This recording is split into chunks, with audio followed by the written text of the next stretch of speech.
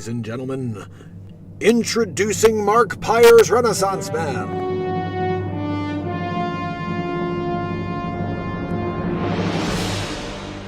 Okay, people, gather round. The Mark Pires Renaissance Man show. Is he still alive? Wait, hold on. I'm not done. Trying to get to the bottom of this. Number 2. Is he still alive? He is Dr. Evil.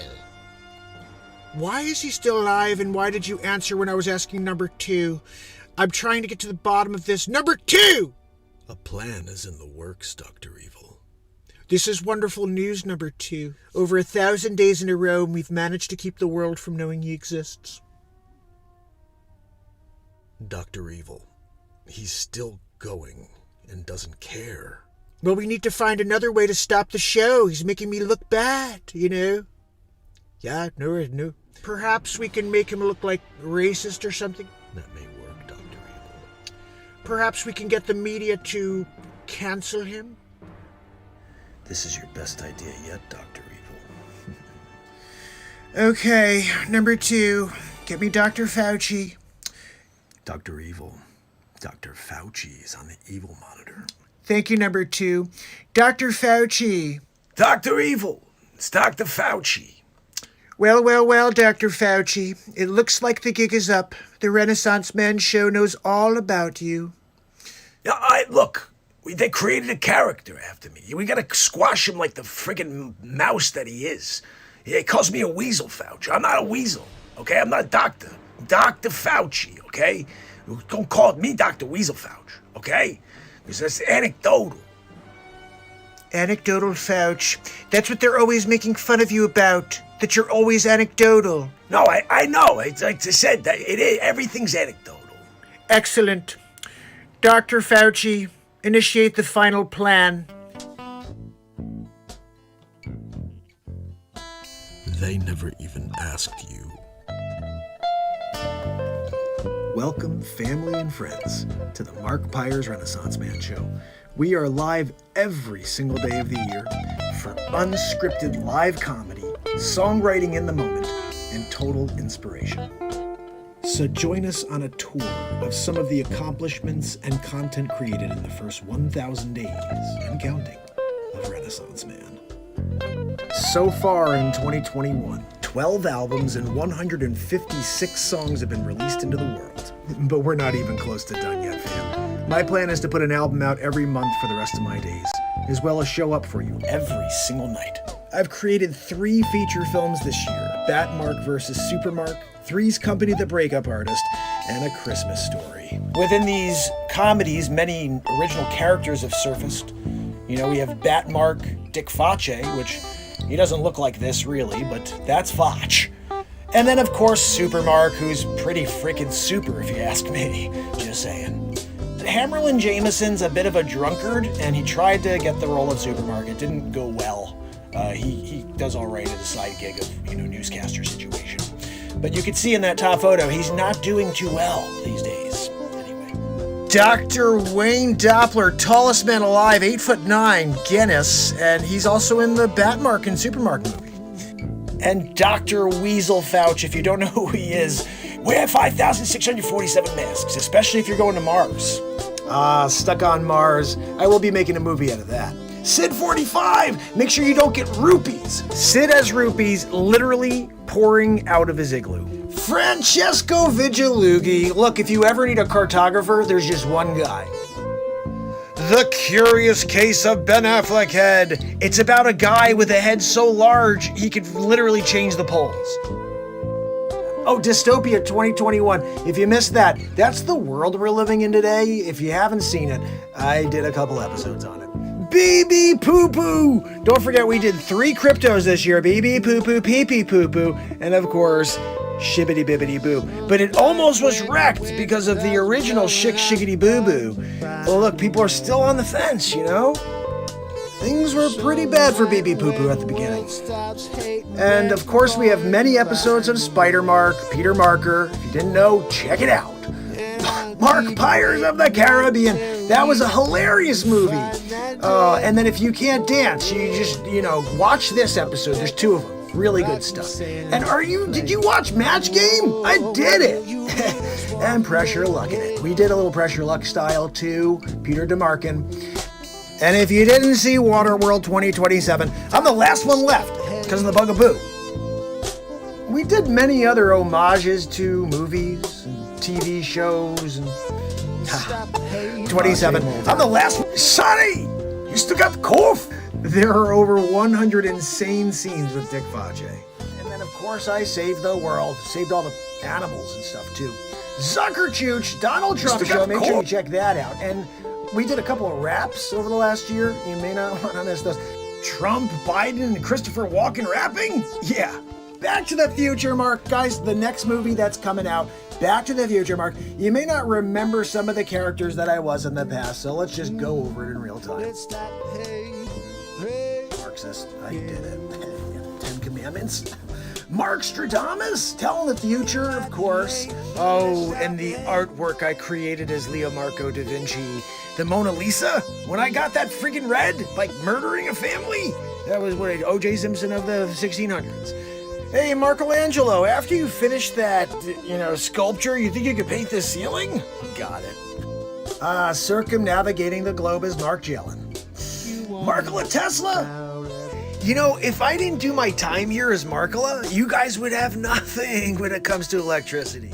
I still can't believe it. I'm sitting there, I'm writing the Fur Elise, right? I'm in the middle of it. And they're scratching it out and they're writing freaking that hack Beethoven's name on it, right? Don't even get me started on what they did when I was Wolfgang Amadeus Mozart. Doing the fifth and taking all that work. And then, like modern days, when I'm doing Mark and M, doing the 8 Mile situation. Like Mark and M's the man now, but what I paved the way is the Marktorious B.I.G. as well. When I was Mark Claude Van Damme, I remember that one. Oh, Mark Schwarzenegger? You didn't know I was Mark Schwarzenegger? Yeah, that was funny when I worked next to DeVito. The Emancipation Marklamation of 1863. I did my time as Abraham Mark Lincoln. You guys didn't know I was Abraham Mark? You guys were all Mark Della. That's why this is all part of the Mark Della effect. Everybody's like, Mandela, man. No, it's Mark Della. Get with it.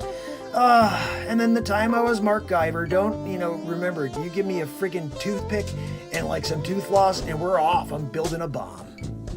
So that's just a good overview of a lot of the shows, not all of them. We have tons of new gear up on the website, guys, markpires.com.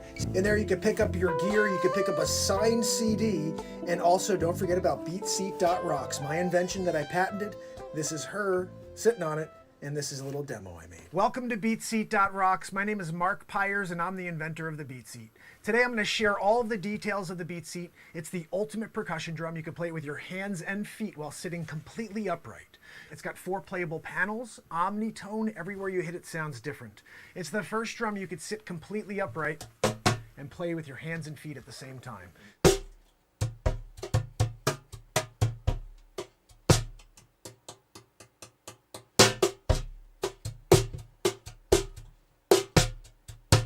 It's the Beat Seat. It's the only drum that you can play with your hands and feet while sitting completely upright. Anything you'd play in a drum kit, you could play on this, because you're playing with your entire body, but you're sitting upright.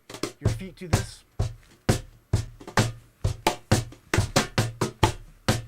So that's the Beat Seat, the ultimate percussion drum. You can play it with your hands, with your feet at the same time. It has unlimited tones. There's so much to explore. I hope to build one for you. Have a great day. Thank you for watching. And of course, fam, I can't leave you without a little bit of motivation. So take these quotes with you as we get ready to rock for one more night. And yes, we will be doing it again tomorrow. So, until I see you in just a moment, it's Mark Pires. And it's Renaissance Man.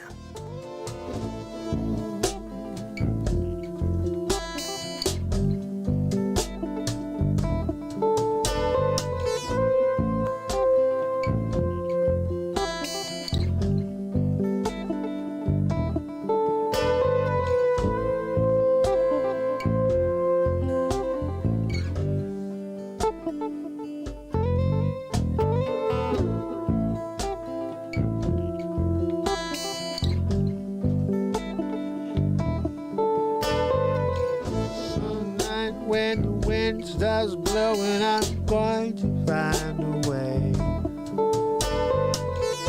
Some night when the world stops hating, we're going to find a way. Tickets are available at the box office. Thanks for helping us keep the theater clean. As you exit the auditorium, please deposit litter in trash receptacles in the lobby. Please be considerate and don't talk during the show. Thank you for coming to Lowe's. Sit back and relax. Enjoy the show.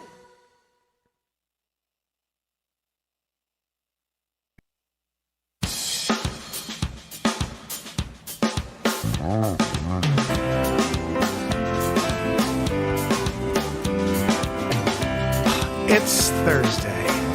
It's Mark Pires. I was walking down the road to And it's Renaissance Man. I'm here to ease my mind and help my living. It's Renaissance Man. It's daily variety show Mark Pires Renaissance Man. Really? I'm here to connect with you, to amplify your current state. And I'm here with you on day 1,137 in a row of the Renaissance Man Show. And we're going to get into it just like we do every single night, fam and friends. So what are we going to do tonight? We got the news to get into. We're probably going to get into some tunes or something. I don't know. But we're getting down. At least I'm getting down. I'm excited about this night. What's that, Zabrowski? No, Zabrowski. Woohoo comes in a few minutes. I want to say hi over here to the TikTok fam and friends. It looks like we got Unibrow Cow going on. I'm kicking it with a Unibrow Cow. We got Frank giving it. Frank Gavin it, guys. When you got a Frank Gavin in the chat while we're doing a YouTuber. Guys, we are here 1,137 days in a row. Just here to send some love to you. We did something new last night. As I told you guys here on the Renaissance Man Show on YouTube, before I went over to TikTok last night, I'm trying something new on TikTok. I notice every time I go on TikTok, it's an intentional distraction from my happiness. I'll go on and I'll see somebody who's triggering me in order to get upset and get into some sort of and then to try to get into some sort of debate about something that I cannot stand that he's saying. And I think they're positioned. It's like every time I log in, no matter what, this guy is there with that thing over his head that makes me want to get targeted and triggered, and I'm just done with it. I realized this is the point of TikTok. The TikTok that we have in the United States is intended to destroy us. They promote some stuff's really talented, but they promote a lot of stuff that's just destroying our brain power. You know, I don't need to see someone go like this 57 times and be like, oh, that's so cool. Let me get 100 million followers for that. It makes no sense. When there's live creation going on, talk about it. In China, they promote entrepreneurs. They promote engineers, anybody who comes up with a new sort of anything that they can be proud of, their Chinese culture. They're so proud of these. So on TikTok, if you do something creative, if you invented the first drum for singer-songwriters in China, you'd have 50 zillion followers on your TikTok. I've got a little over 2,000. I'm the inventor of the first drum for singer-songwriters. I patented it. It's the 2019 Summer NAMM Editor's Choice winner. And nobody knows about the stuff we do because they don't promote live creation. They don't promote live comedy. They don't promote songwriting.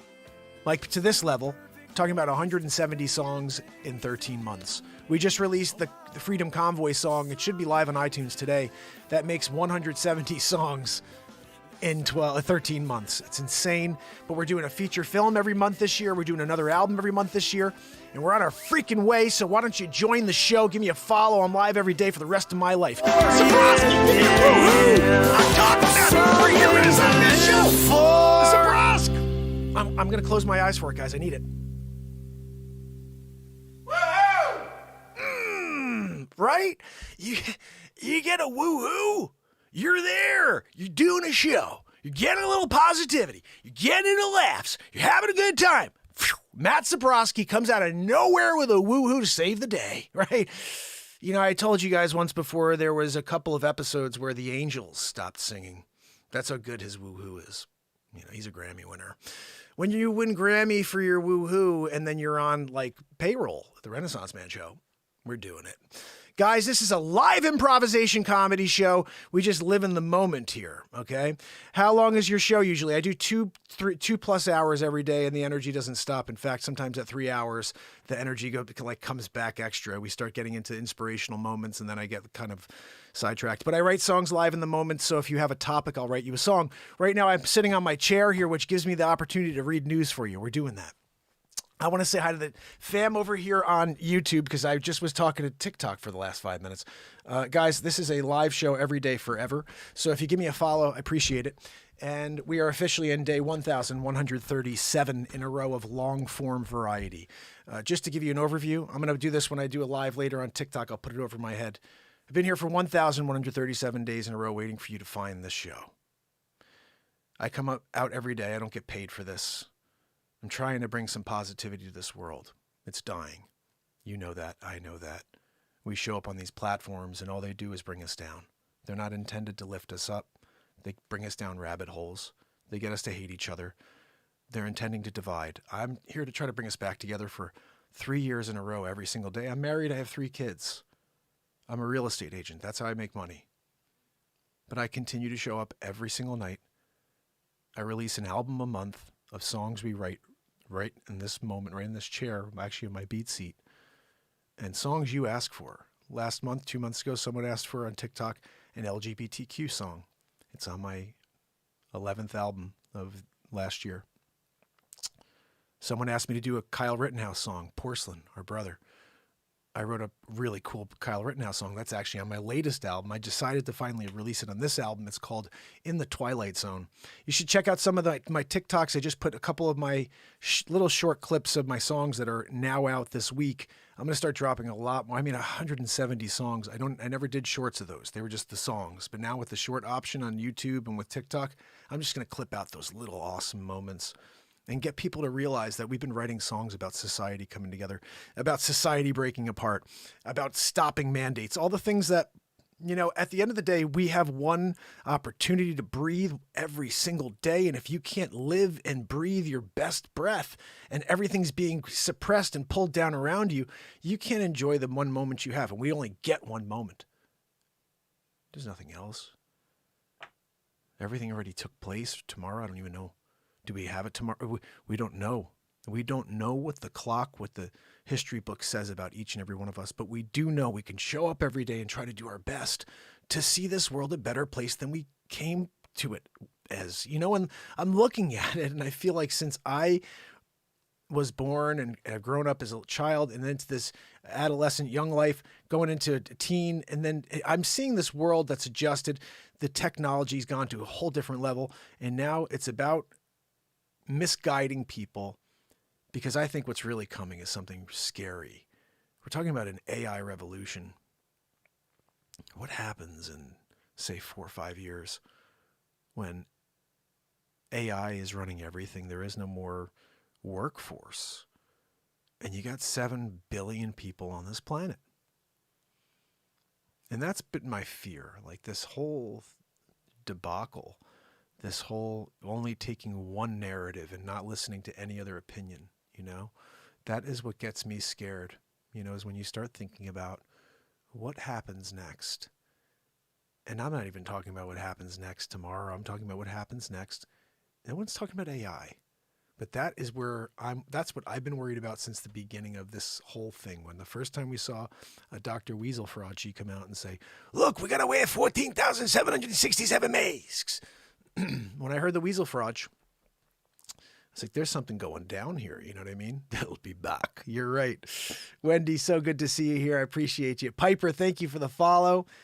So guys, just to get back to where this whole concept here on TikTok, what I'm going to do here every day when I go live on TikTok, and right above my screen, it's going to say I've been here for 1,130, whatever days, 40, whatever days in a row, waiting for you to find this program.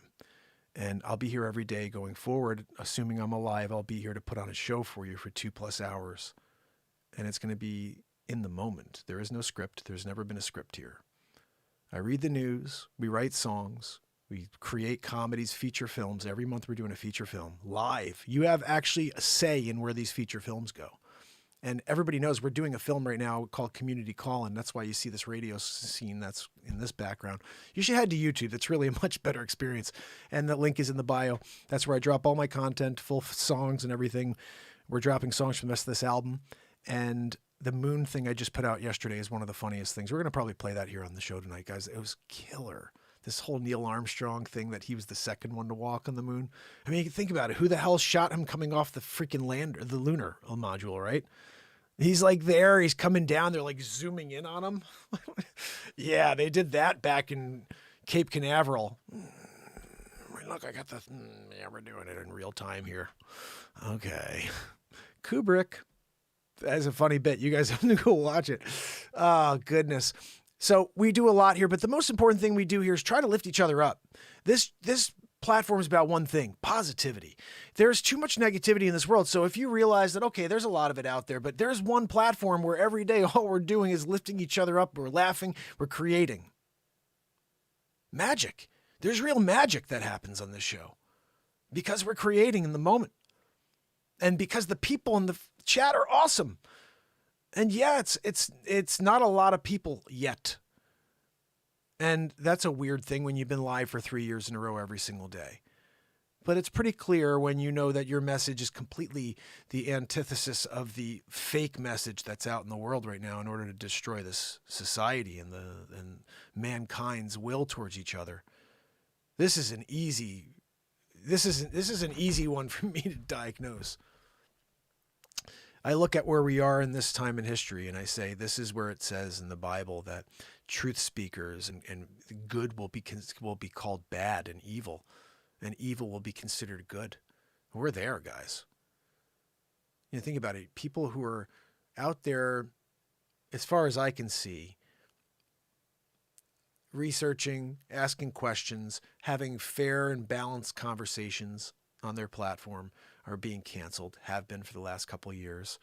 And even when you look at this platform specifically, 3 years in a row, every single day for 2+ hours, and there's probably a handful of people that are like, this guy's been live for how many years? How many days in a row? Yeah, 3 years in a row, every single day, 2+ hours, and we're still going. We did 8 hours and 37 minutes, I think it was, on day 1,000 in a row.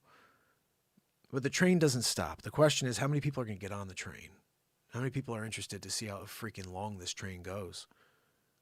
I'm actually surprised more people aren't like, yeah, you know what? I'm going to follow just to see how long this one goes. 1,137 days? Really? Even if the show sucked, I'd follow it just to see. It doesn't suck, but you should follow it just to see where it goes. Anyway, I'm going to get to the news. What's that, Joanne? No, Joanne, it doesn't suck. She's like, it does, Zach. You know it doesn't. You suck, Joanne, with your stupid humongocarditis. She got too many bugaboos. You know, you don't want to get more than the prescribed amount by Dr. Weaselfrog. We're going to get one each day. We got a bugaboo a day and keep Dr. Weaselfrog away. By Menon. Joanne, by Menon. No, you stink. Get some freaking lady speed stick. You know, like... Anyway, guys, let's get to the news. What do you think? Maggie's upstairs. She's just sleeping it out. I'm actually very happy that she's starting to adapt. Max has been weird, though, I got to say. He's been acting like, I think he's like a little, I don't want to say depressed, but he's been acting weird. Like, I think he gets sad because we have another dog now. And it's like,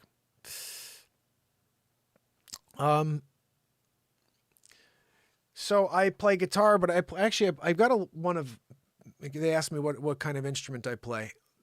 So I play a lot of instruments, but I don't know how to play any of them. You know, I never took any lessons. I just play by ear. And within that, sometimes you're able to express yourself better. I don't know, maybe that's not true, but 170 songs in a year, I think it does. So that, and then I invented the first drum for singer-songwriters. So I'm going to actually take it out in a minute so you guys can see what it is. I'll play you a quick track here, though, from the album while I switch over. But we're going to do the news still. I can't get to there, guys. You have to wait. You have to wait a few minutes. But if you'd prefer, quickly go down to the last thing I posted just a few minutes ago. It's pinned at the top of the page. And it's just a short clip from one of my new songs called 2020, We're Coming For You. And I wrote that live on New Year's Day.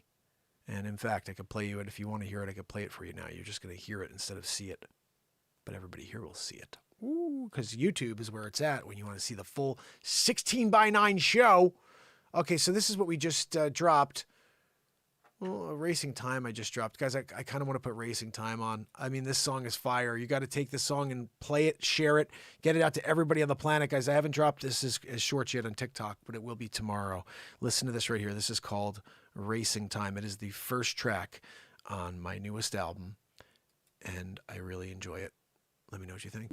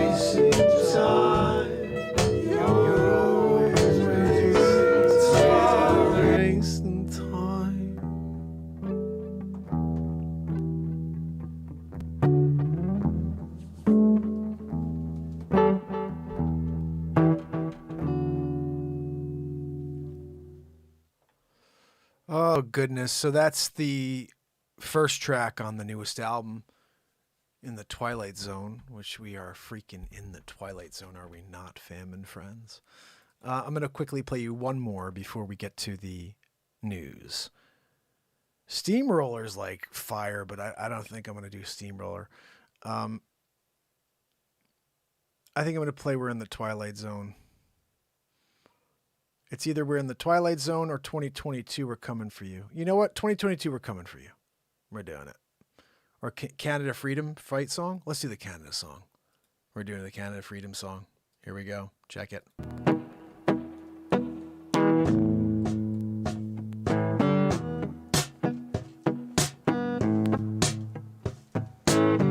Get behind the wheel tonight. I got to ride into the fearless squadron of fight. Gonna take on the man ain't so popular these days. My fellow Canadians, it's time we all come together and we get a bugaboo to protect our neighbors. If you don't do it, you're not a Canadian. And I could be Liam Neeson's son. We're not sure, but I have a certain set of skills. Freedom's up, yeah, communism down. Yeah, freedom's all we got. Yeah, we're gonna sound the horns in. Going all day and night, 7 mile long. Yeah, got on silver record, not like we tried to do it. We're just trying to fight for our freedom in 2022. Who knew we had to put it all on the line? Yeah, a crazy time, yeah, we're living in. Crazy time we're living. Got a freedom convoy.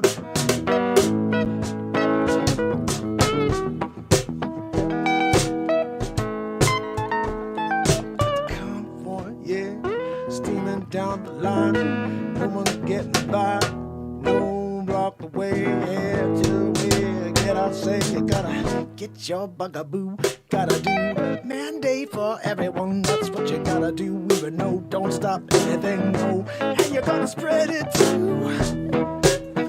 But you gotta get your bugaboo, that's what we're gonna make you do. Let the truckers say, no effing way, I'm gonna break my shotgun in the back if I gotta fight you. I'll do what I gotta do. The freedom convoy. The freedom convoy. No stopping the freedom convoy. Freedom convoy.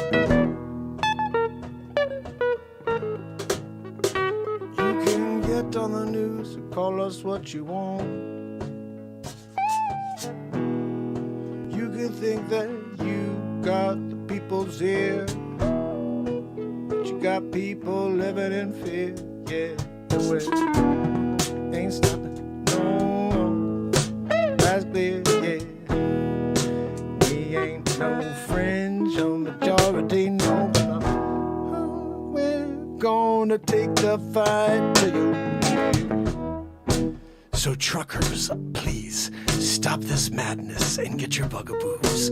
If you want to continue to work, you got to get your bugaboo. If you want to continue to go out to eat, you got to get a bugaboo. If you want to get some milk from the store, you got to get a bugaboo. You got to get a bugaboo. The bugaboo. You got to get the bugaboo. You got to get the bugaboo. What you gotta do, gotta get the bugaboo. Gotta get a bugaboo to do. If you don't get 3, then you gotta get 3 more. And then you're gonna show the door. Let's call everyone the misinformation. Yeah, or what's the real information? Yeah, it seems like it's a changing every day. Well, listen to you. Get the freedom convoy. Get the freedom convoy. Take you one ride all the way down the highway to Ottawa. Say 70 miles long, ride the crazy train. Yeah, whoa. The freedom train, yeah, yeah, yeah. Oh, freedom train. My fellow fellow Canadians. I'm sorry I failed you. But get your bugaboo.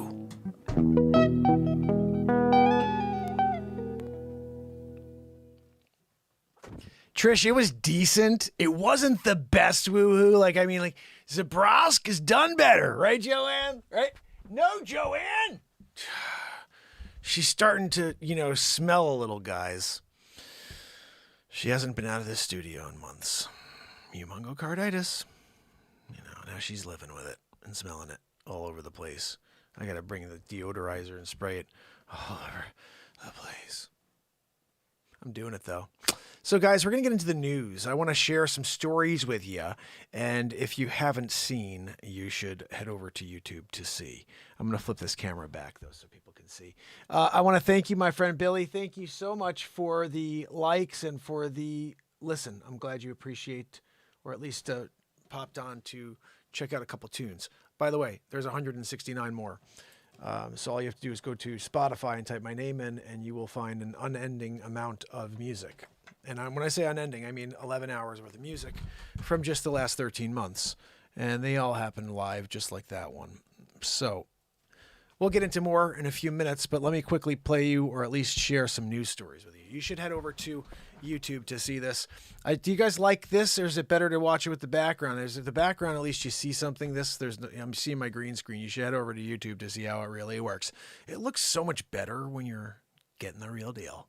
Anyway, guys, first news story of the day. Joanne, what do we got over here? Joanne, pull up the freaking stories. Get the teleprompter going. I'm here. I'm doing it. Renaissance Man Show. Oh, guys, check it out. This is an interesting one. I always say that. Why is my lighting? There we go. Just needed to do a fixaroo. Why are we getting I'm getting a weird thing. Oh, that's why. Hold on a minute. Hold on a minute.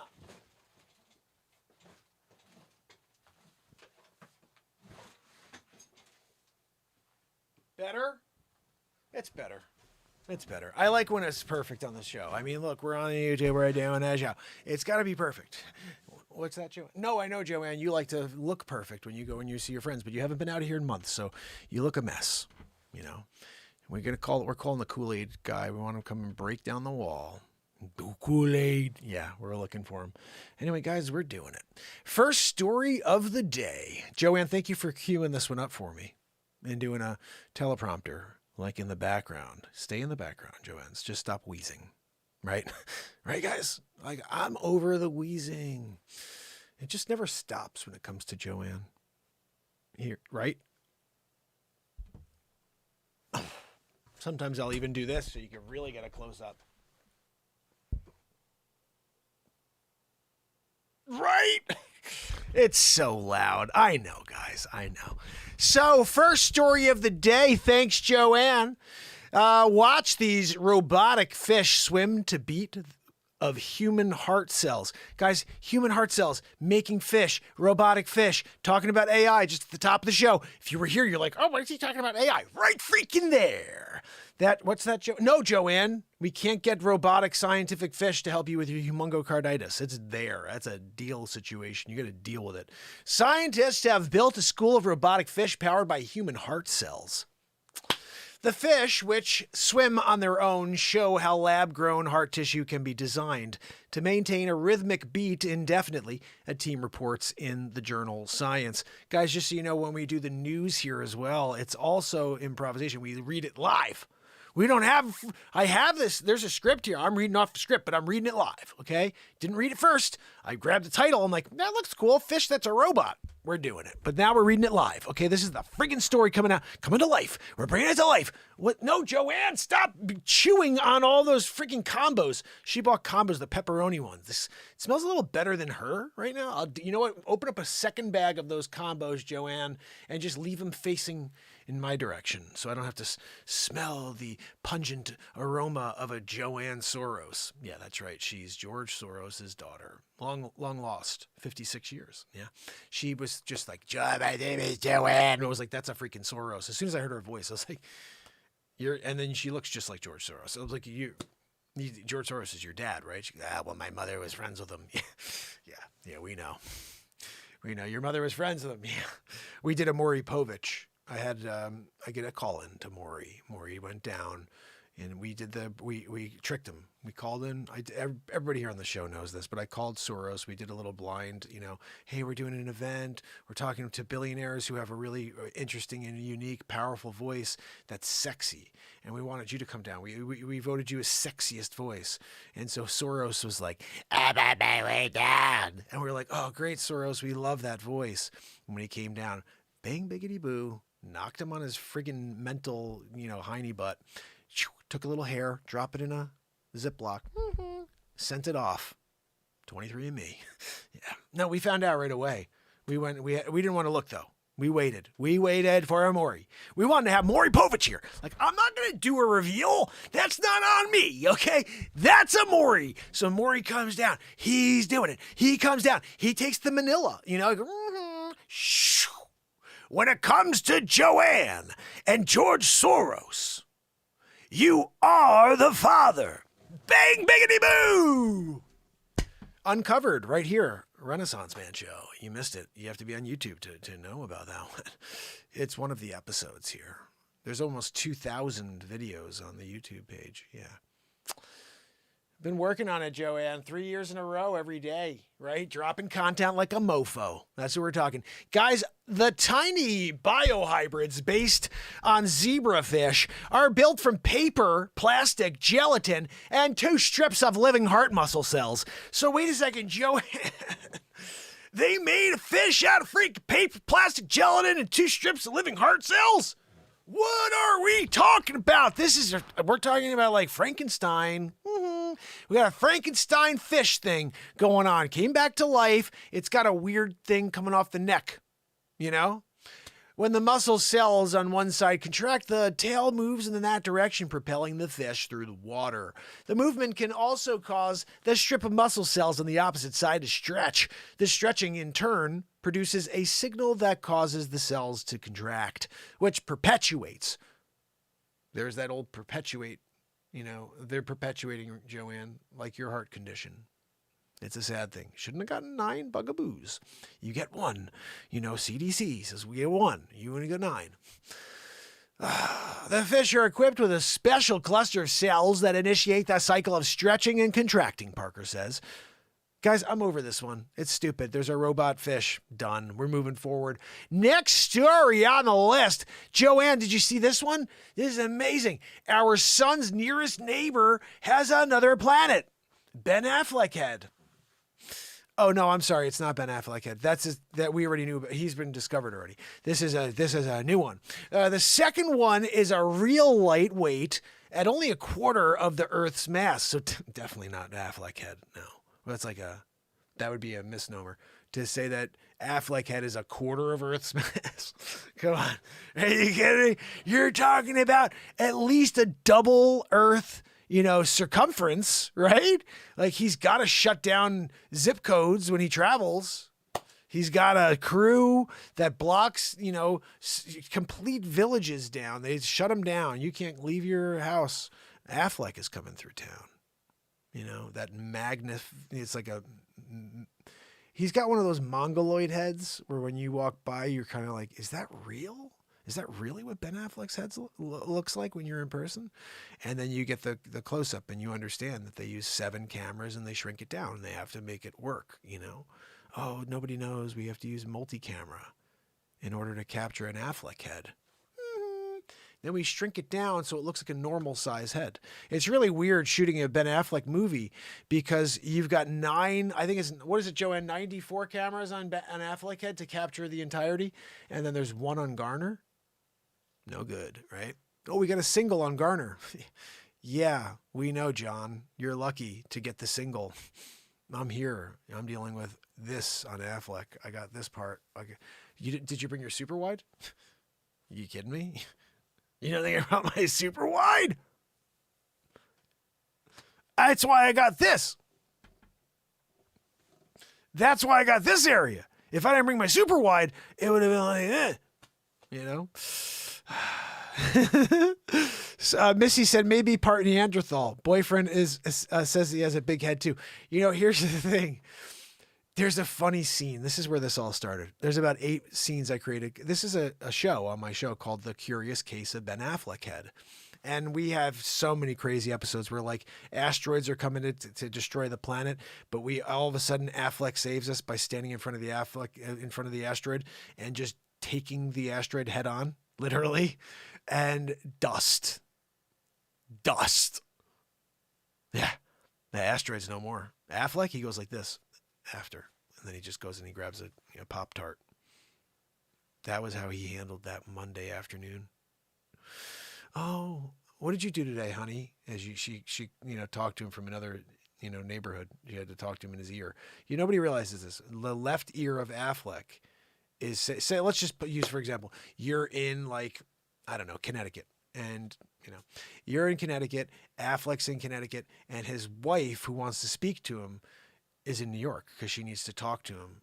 And you can't get near him unless you're in New York. His ear is here, so you're in New York talking to him.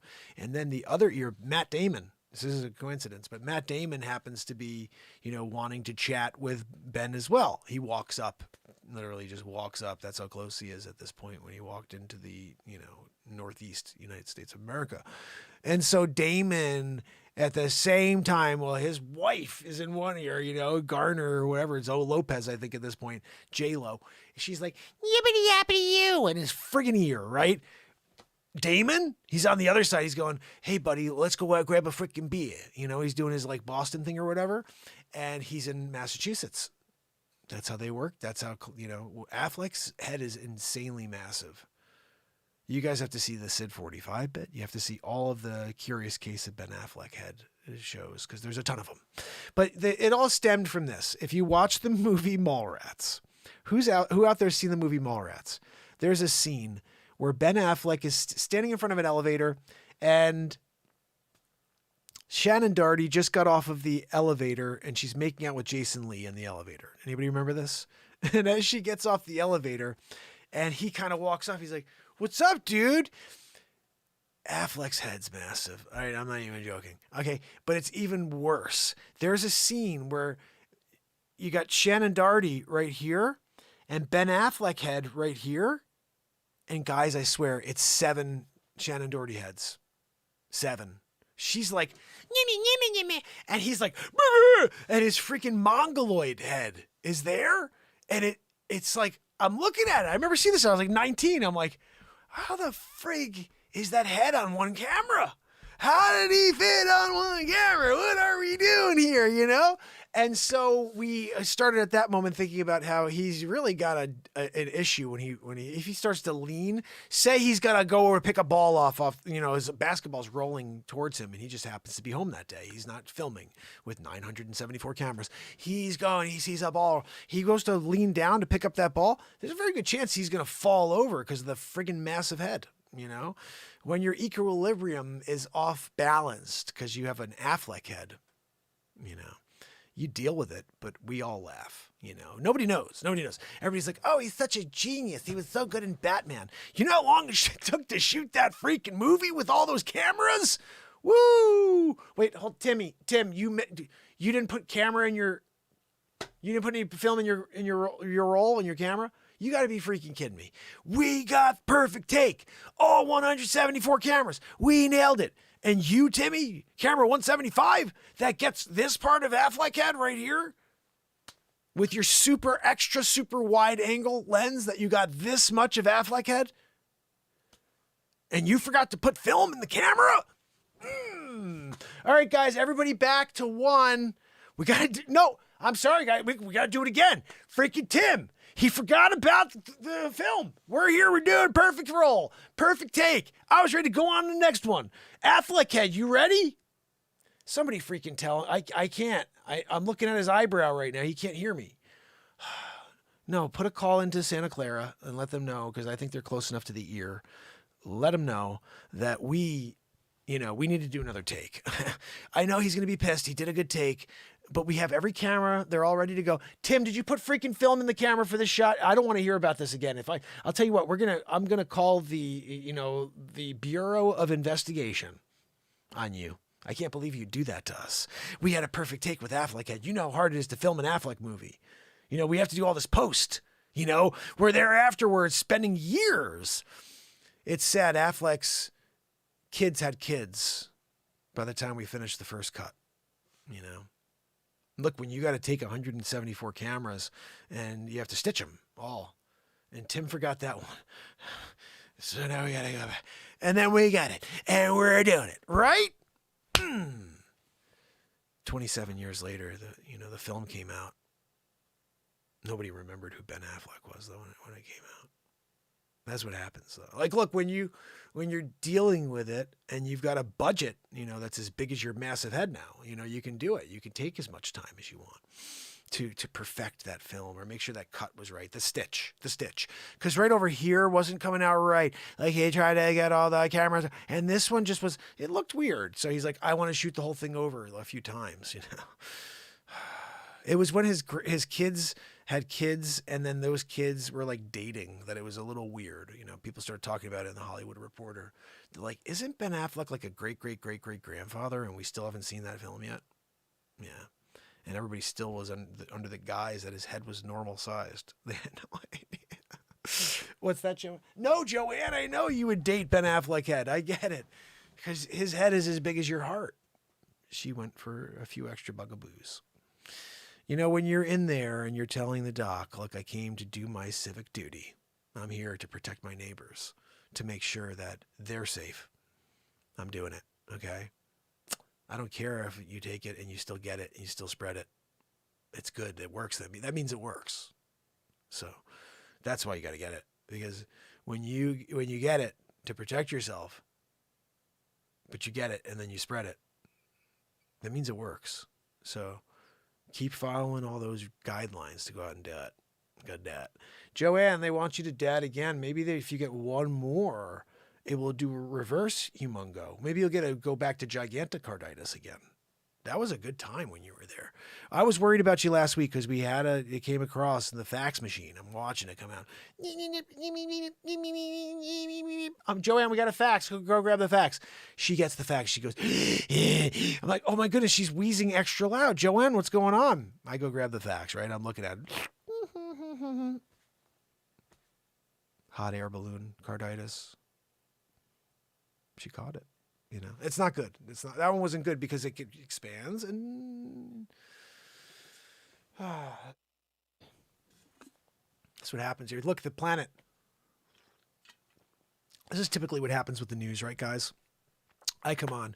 I'm doing it, right? And then we do a 15-minute bit about Ben Affleck head. We've now cataloged thousands of planets that orbit distant stars. For most of them, our knowledge is limited to basic statistics. Their size, mass, and orbital distance from their host star. Also, due to the difficult to comprehend distances within our galaxy, because all of it's freaking fake. No, I'm just kidding. Am I? I don't know. You guys tell me, is it real? Like, what are we talking about here? Why do we see rainbows? Somebody said this is interesting. Someone said the rainbows shouldn't be the way they are because they're like, the way you see a rainbow, it's a reflection off of something. The sun shining through something, Oh my goodness, Missy, did you hear the song I wrote for you? For you guys, it's the Canada Freedom song. It's on my page here, but it's live on iTunes today. Hopefully. Let me go see actually real quick if it is. I've been looking all day and it hasn't been yet. Let's quickly see if it's live yet. It's been almost 3 days since I uploaded it now. Oh, no, it's still not here. Sorry. A tickle in my throat. I hope it's not the vid. Jeez. So here we are. Okay, let's get back to it. I don't have it, unfortunately, but I'll play Cootie Shot for you in a few minutes. Yeah, check that out. It's crazy too. We write a lot of crazy songs here. There's a song I wrote called "Mandate This" as well. That is just insane, and it was written last year when they were talking about mandating us. Oh my goodness, you have to see the Canada Mandate song, or the Freedom song. The crazy thing about it is my Justin Trudeau comes out in like 3/4 of it. My Trudeau impression's, I think, pretty good. I don't know, but it's also my Liam Neeson impression. I realized only after I did Trudeau, I was like, doesn't he sound exactly like Liam Neeson? My fellow Canadians. I'm like, holy freaking cow, he does. He sounds exactly like Liam Neeson. My fellow Canadians, we need to get our bugaboo. I'm guaranteeing if we all get our bugaboo, we can go back to normal. We're following the science. He keeps saying that. I'm like, do you? Because the science is saying something else, but you won't look at that science. Oh, this science. Oh, you're following that science, but not this. You're not following the science. You're following the specific science that you've been getting fed. And that's it. And when new things come out, you're like, no, we're following. I get it. My fellow Canadians. And we did the last year, it was, we're sitting here and Hadley actually asks me, he says, can you create something for my PM? As I was doing all the Trump stuff. Are you freaking kidding me? I'm winning big league. I'm here, Mar-Lago. Look, Maladia. Are you kidding me? Excuse me, where's Barron? Yeah, don't tell him to give me some orange juice. I want some freaking Tropicana freshly squeezed. Yeah, that's right. No, Melania, don't look at the gold toilet. And so he goes, can you do my PM for me? I'm like, I don't know. I've never tried before. But then I looked at him and I'm like, yeah, I could do that guy. And that night I'm doing it. And I'm like, man, he sounds exactly like Liam Neeson. So now when you see the bit, the song, the Canada Freedom song, there's 3 different parts where Liam Neeson, where Justin Trudeau is rapping, I guess you would say, singing / rapping. But the song is the Freedom Convoy. I mean, it's a fire tune. It's a good song, and it's funny at the same time, and it's just all about freedom. So please do me a favor, Missy, share the friggin' hell out of it.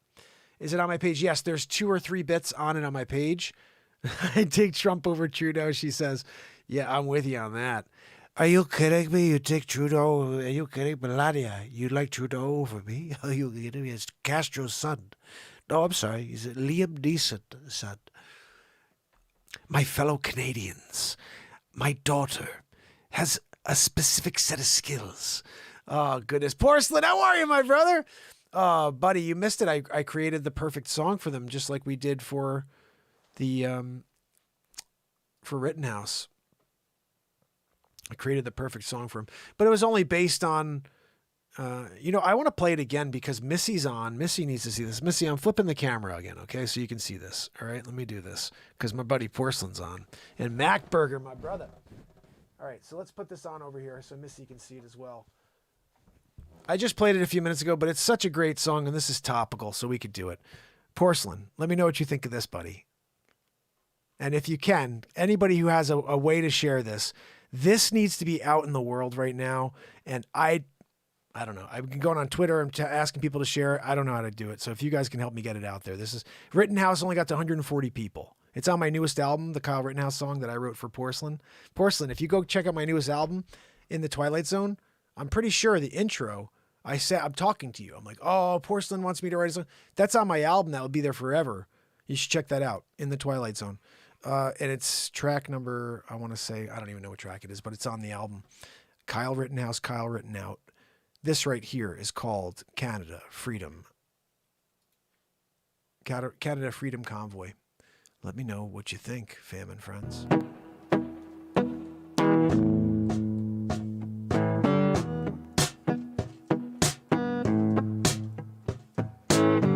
Get behind the wheel tonight. I got to ride into the fearless squadron to fight. Gonna take on the man ain't so popular these days. My fellow Canadians, it's time we all come together and we get a bugaboo to protect our neighbors. If you don't do it, you're not a Canadian. And I could be Liam Neeson's son. We're not sure, but I have a certain set of skills. Freedom's up, yeah, communism down. Yeah, freedom's all we got. Yeah, we're gonna sound the horns in. Going all day and night, 7 mile long. Yeah, got ourselves a perfect not like we tried to do it. We're just trying to fight for our freedom in 2022. Who knew we had to put it all on the line? Yeah, the crazy time, yeah, we're living in. The crazy time we're living in. Got a freedom convoy.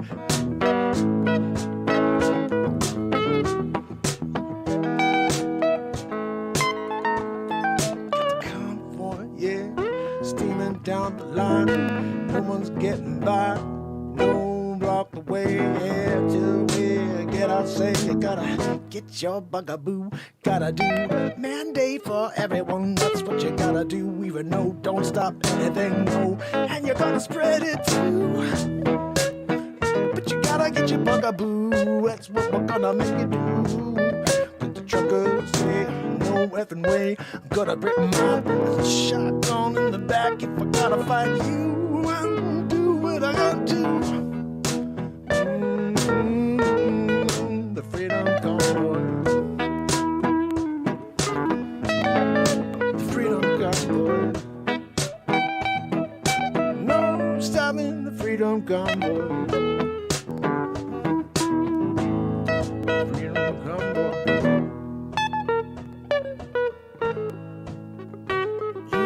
Get on the news and call us what you want.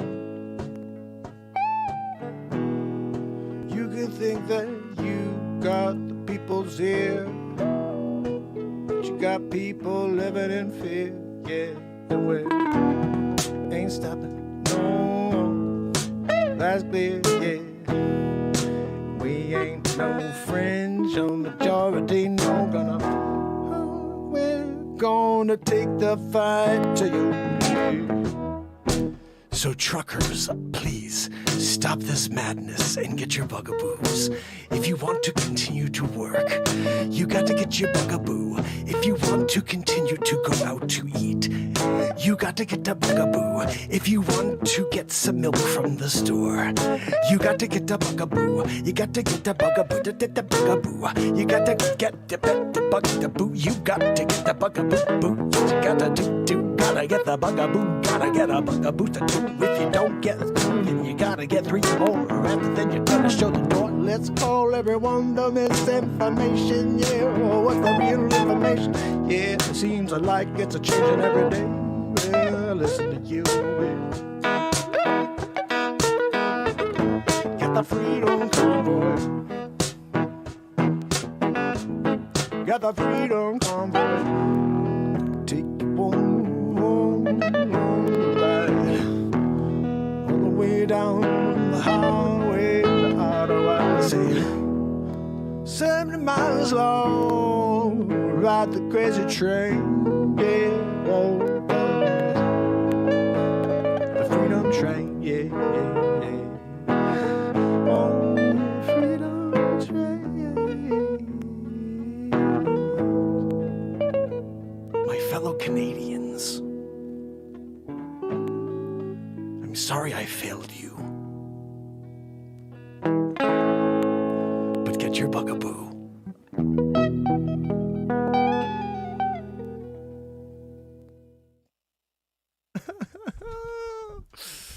Oh goodness. So guys, that should be live on Spotify and everything by tonight or tomorrow. It's really been slow getting to the stores, but it should be out. I put it out immediately after I edited it, which was 2 days ago. So I don't know, anytime now.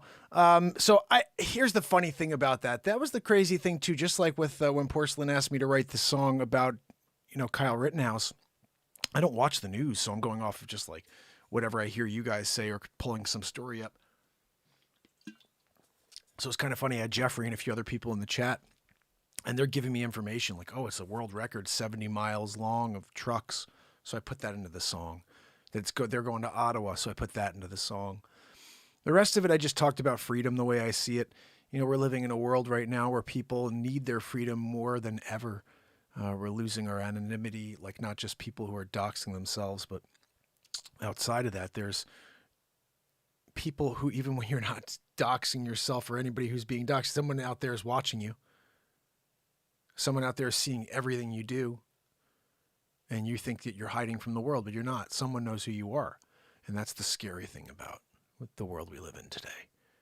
And that person could decide to just put their thumb down on you. And who's going to stop them when we live in this digital world? So we're going into a fight we've never experienced. We're going into a world which is being glorified, and no one's worried about it. Oh, Web 3.0. Oof. Porcelain. Oh, it's too funny. But we're going into this crazy world. Anyway, guys, back to the story. And we got to the Ben Affleck craziness because, dealing with it. Dealing with it when you get to a story with a new planet that's coming in, that we just discover. My first thought is it must be Affleck head. No, it wasn't. It was a real planet.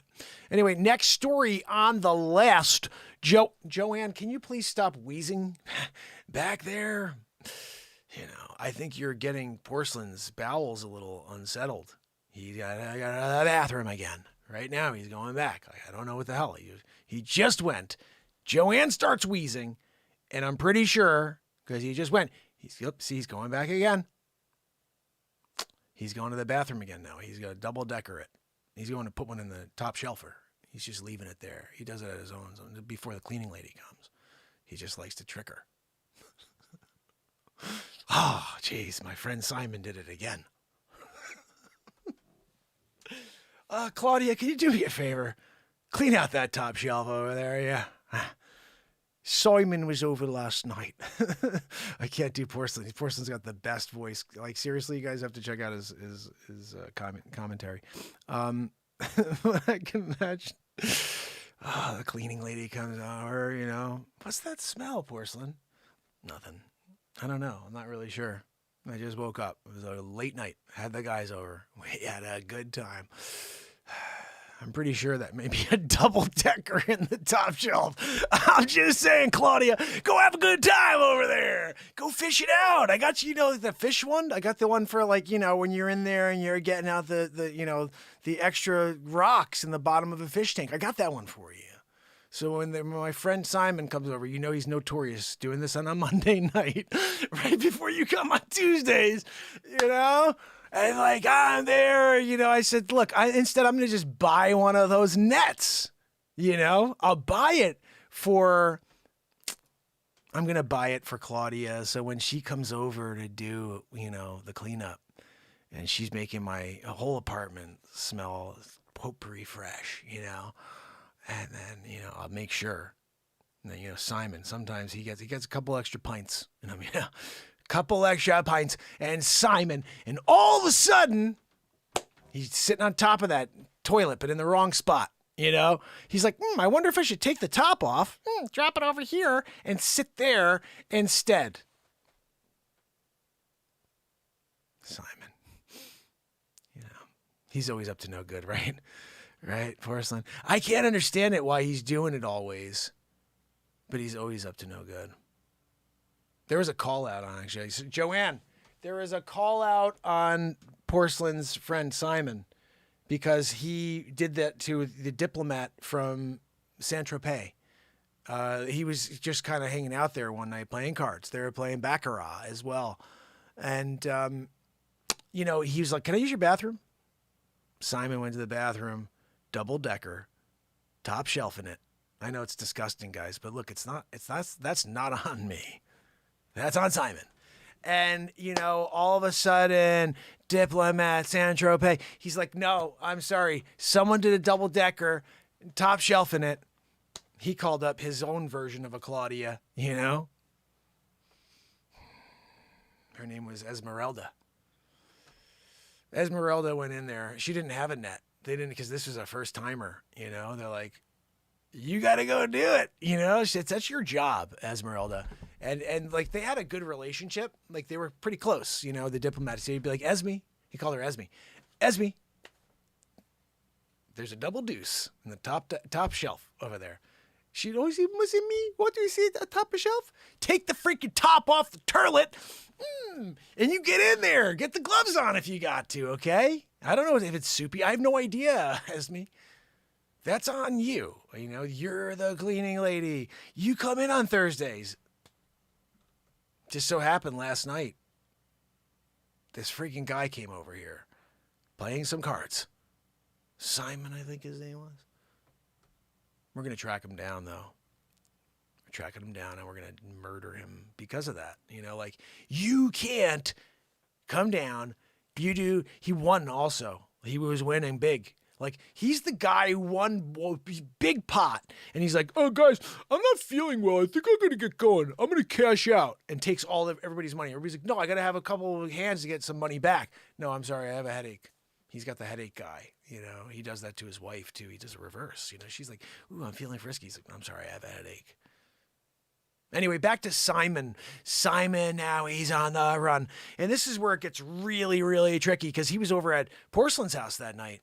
And so the mobsters came a-knocking. And Porcelain's just like watching footy. You know, he's like, guys, what's going on? Who else is here? I have Simon here, and we have my other friend Cowell, and we're doing it. Like the three of us. There's nobody else coming.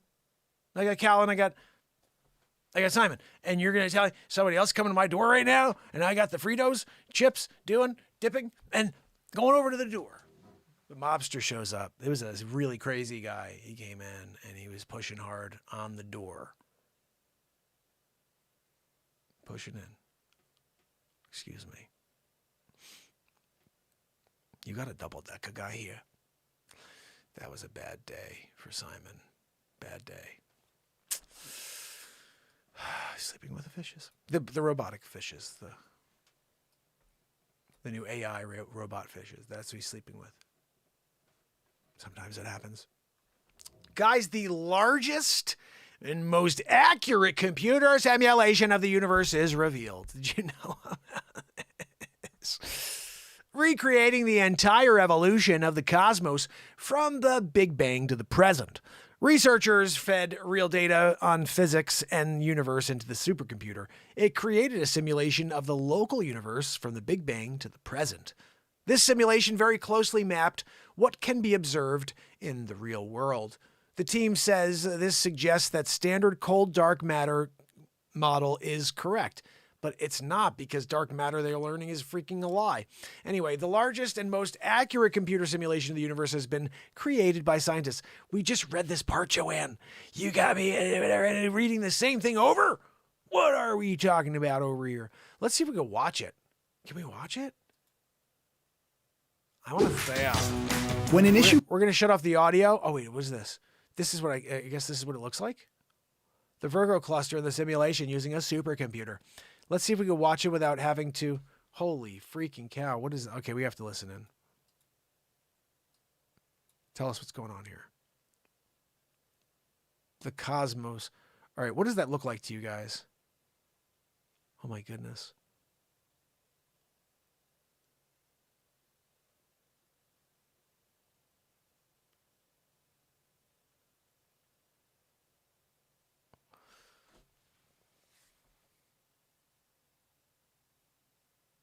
This looks like a brain, doesn't it?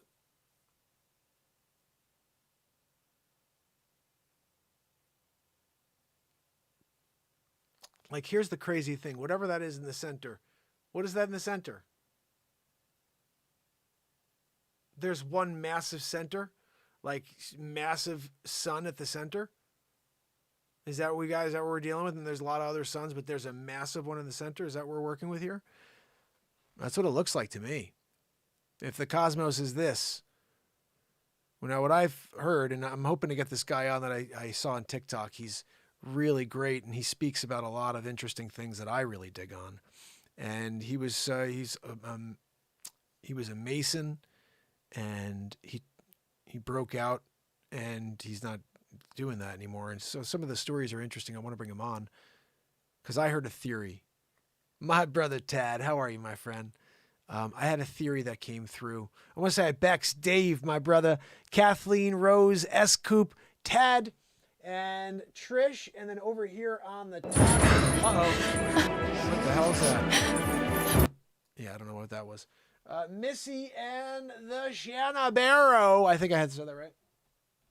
The Shanbaro kicking it with me. the Shambero, I appreciate you being here with Missy. We did a couple of songs earlier. We're going to get into some more later. Don't go anywhere. But we're doing the news right now. We do that every day now. And we're looking at this universe. This is apparently what the universe looks like over here. They're down at, I don't know. I'm looking at that. It looks like a brain. Like I'm seeing right here in the center. If you could see my cursor, I think you can. No, you can't. But there's a brain there in the center. That's what I see. And I believe there's something crazy going on here. But let me just tell you quickly about this theory, and then we'll get back to the next story. So we're a prison planet. We're all here. We're forced here because we did something wrong. We didn't follow the rules on the outside. What do you mean by that, Mark? Well, I don't know. I've been live for 1,137 days in a row just trying to change the world in a positive manner. That's not following the order. That's not doing what they say. I'm doing the complete opposite of what they want. And so I would absolutely be a problem for out there. This is the theory, that there's a federation of sorts out in the actual universe. And we're now on this 2D level. We are knocked down to this physical plane. We are actually light beings. And we've been around for billions of years, each and every one of us. And we don't remember any of this because we're here on a prison planet. And we are subject to the rules of this prison planet, which tells us that we now believe in this God thing. And every time we get to a place, and I'm just telling you what this theory is that I heard. And so you get to the end of your life and we see this bright light. We're like, that's God. I know that's God. I've heard about this my whole life, that when you see the bright light, you go to the bright light. When you go to the bright light, it's really 3 billion volts of electricity. And it wipes away everything you ever remembered about that life and any other life prior. So you're born again on this prison planet as a baby into this life where you're indoctrinated into this, oh, you got to be good or else you're not going to go to heaven. And then when you get to the light, you finally think you're going to heaven because you did something right. But no, you're being electrocuted and brought back to the earth again to live it all over. And we've probably been here as different people forever. And we just keep coming back. And when people say it's that we're dealing with this reincarnation and coming back as different people, and yeah, most likely. And we're here on this, our souls are here stuck on this prison planet. That's this theory. And this is an alien that told a nurse this back in the 50s or 60s. Someone told me, actually, Texas lady told me that she knows the person who said this, somebody who's 20 miles away who said this. And look, bottom line is this. There's a lot we don't know out there.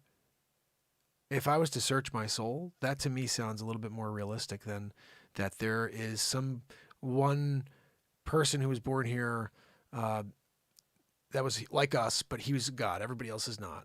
He was one God. And like this, okay, he died for people in 5 million years in the future for their sins. And he didn't exist when millions of years before people were here. And they somehow, where were they? Sitting in purgatory waiting for... So I think there's just a lot of weird things. To me, I would absolutely believe that I'm a light being that's 500 million years old, 500 billion years old, and I've been here on a prison planet for millennia. I keep coming back as different people.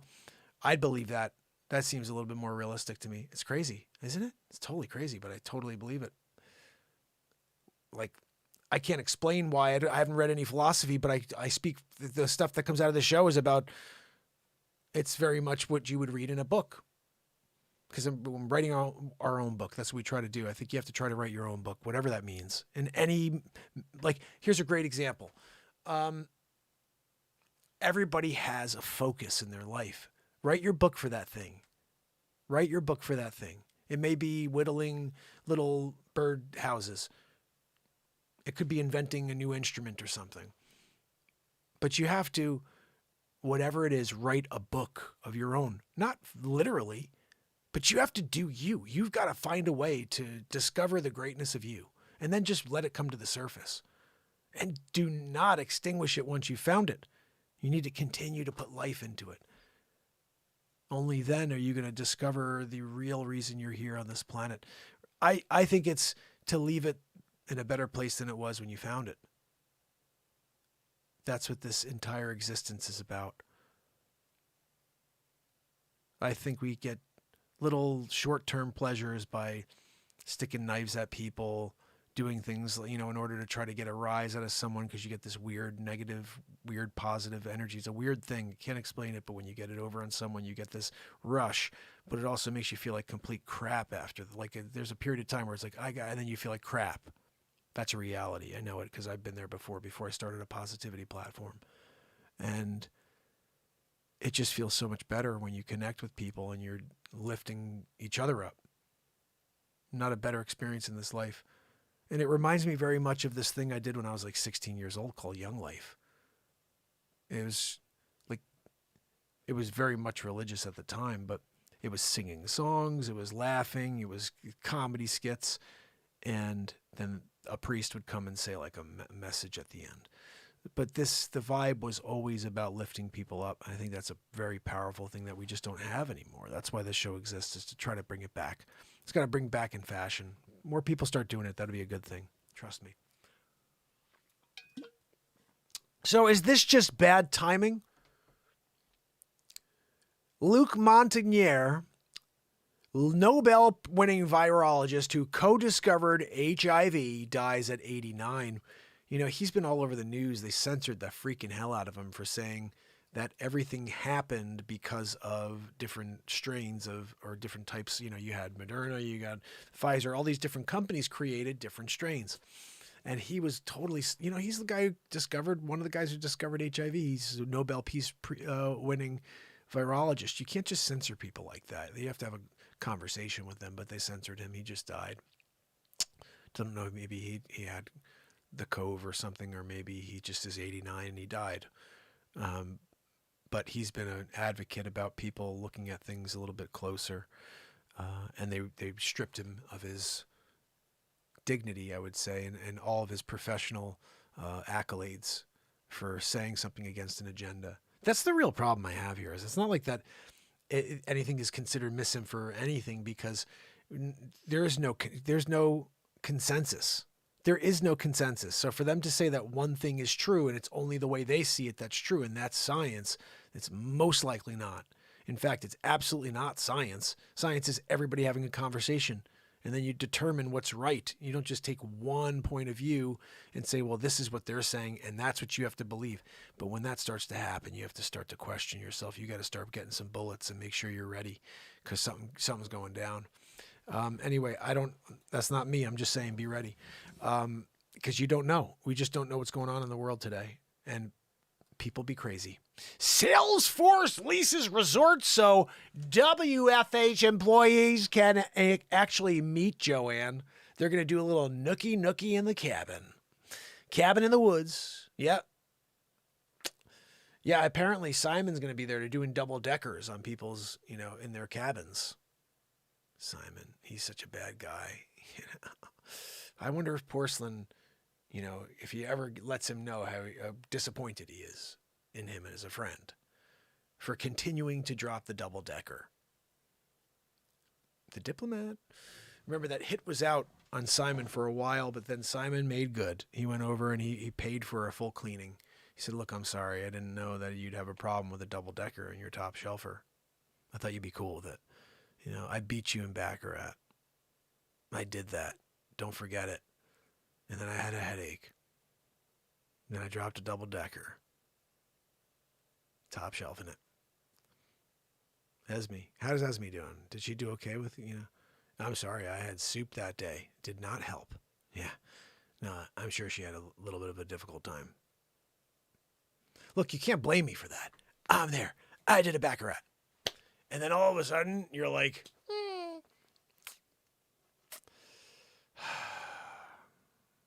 I'm going to have to ask Porcelain about that. I'm pretty sure there was a reprimand, like an area of time where maybe Porcelain was angry at Simon because he created a little bit of fodder, I would say, around the entirety. And that's not good. It's not good when you're just trying to get through life. And, you're dealing with this entire world, order. And then you got Simon dropping double deckers in people's top shelves. What's that, Joanne? No. No, absolutely not. Simon is not Porcelain. No. What are you talking? she thinks she's doing a detective, and she's saying that that's porcelain. No, it's not porcelain. Porcelain was in the other room when it was going down. I was there. I was Cowell that night. You know, we were there watching a little footy, you know, having a couple of Guinness. Nobody drinks Guinness in Italy, in England, I don't think. Do they? Oh, goodness. I have to play along here.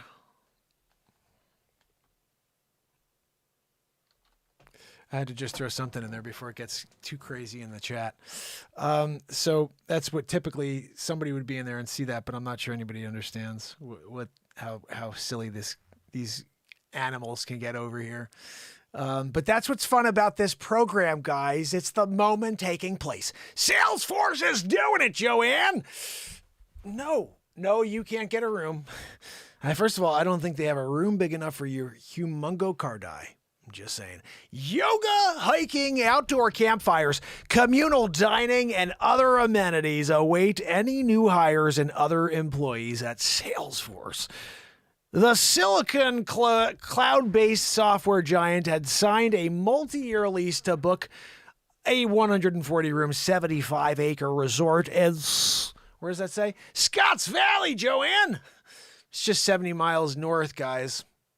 That's all it is. Or south, whatever. So, guys, check that out. This is when you're doing well as a company. That's pretty sweet. Like, I want to get there. Holy cow. I've never been out to Washington, California more than a couple days, but this is a pretty cool looking thing. 70,000 people are employed by them.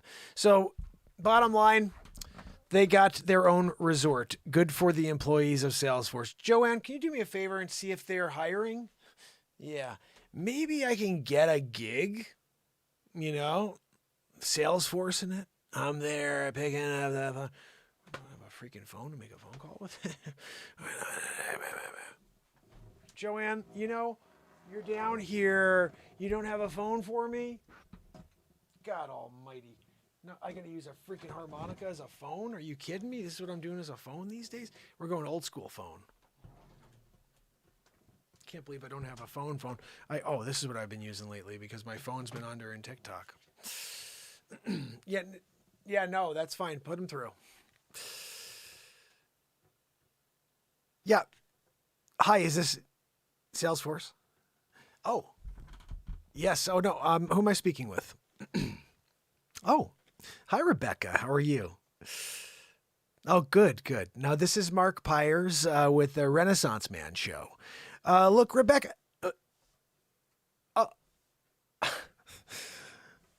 Look, Rebecca, I appreciate you're a huge fan. Look, I'm here, okay? I'm doing a Renaissance Man Show right now while we're talking. And I just have a question for you. Do you have any gigs? You know, like I'm looking for a new gig. I'm thinking about doing a Renaissance Man Show from the cabana at the top of the resort. Look, you bring the gear, right? I show up.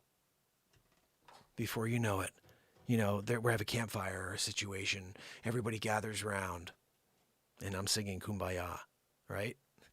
Yeah. No, I think that's look, I'd be up for it. I just need to know, what's the base pay? What are we looking for? I thought you said you were a huge fan. You know, Rebecca, if that's your real name, I'm not really sure. They sent me through to human, resources. Look, I'm not coming there for any less than 3 times that, okay? You're talking about bringing, like, the expertise, the sales expertise, Salesforce expertise of a live show. You know, that's the expertise where we're talking to people, getting them on the phone, having a conversation, selling them on the Salesforce. I could do that from the resort, on the cabana, Look, just talk to you just bought 70,000 acres or some ridiculous amount of land. You can't pay me a triple? You can't give me a triple? Look, you know what, Rebecca? I don't have time for this now. I'm in the middle of a show. I just wanted to let you know, throw my hat in the friggin' ring. Yeah, no, you could send an email to Joanne and throw a couple dollars in her GoFundMe. Yeah, she could appreciate that. Okay. Yeah, thank you, Rebecca. Guys, when you're doing it and you get a Rebecca on the phone, you get off as quick as possible. She's got almost as bad a voice as Joanne. Just so you know, just be prepared. When you get people like that on the phone, you want to get off as quick as possible. Just keep you safe in your mental state. Advent Health has joined forces with a national leader, have you? Rothman Orthopedics. All right, so guys, this is the story. Flight headed to Orlando diverted due to disruptive passenger. Joanne, was that you? You do a disruptive passenger? You're over on the plane? They had no room for you. That was the issue. She came on. They're like, we can't fit you anywhere here. You know? What's that? No, Joanne, I know it's because of your heart. Yeah. A Frontier Airlines flight headed for New York LaGuardia, from New York LaGuardia, Joanne, to Orlando, had to be diverted Wednesday night. The flight was diverted to Raleigh-Durham International Airport in North Carolina around 8 p.m. due to a disruptive passenger. Frontier Flight 1335 took off early shortly before 6 p.m. and was scheduled to arrive at 9:11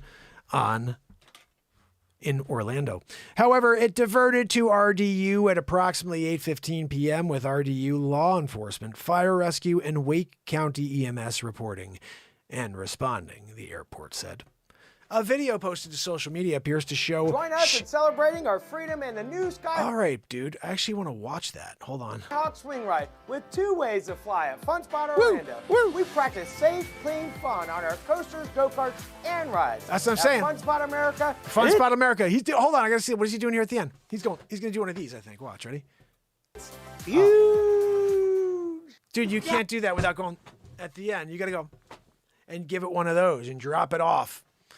I'm surprised he didn't do that. That would have been the end of a perfect commercial.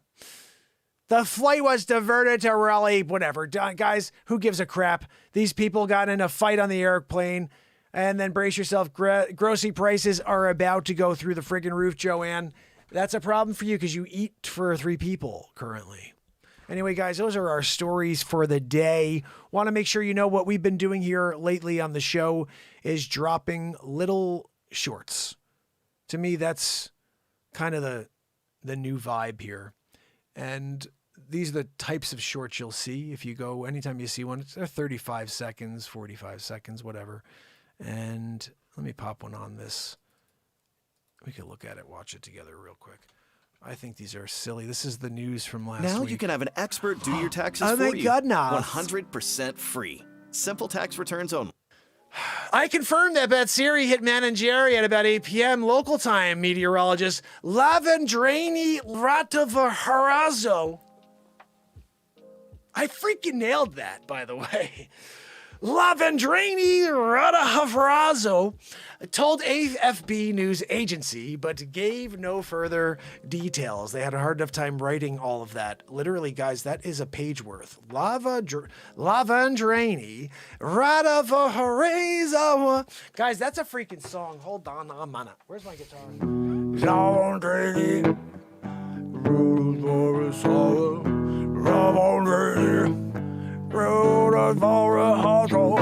She said, I confirmed that Badassari was hitting Man and Jerry about 8 p.m. Lavandrini. Joanne, sing it! Rattles for a hosa. Woo! That's what we do now. The shorts are stupid and short and sweet. Like, for example, I just dropped this one maybe 30 minutes before I went live, and it's a secondary piece, but it just shows a short bit from one of my new songs. It's called 2022, Coming For You. Oh, it's all a card game, yeah.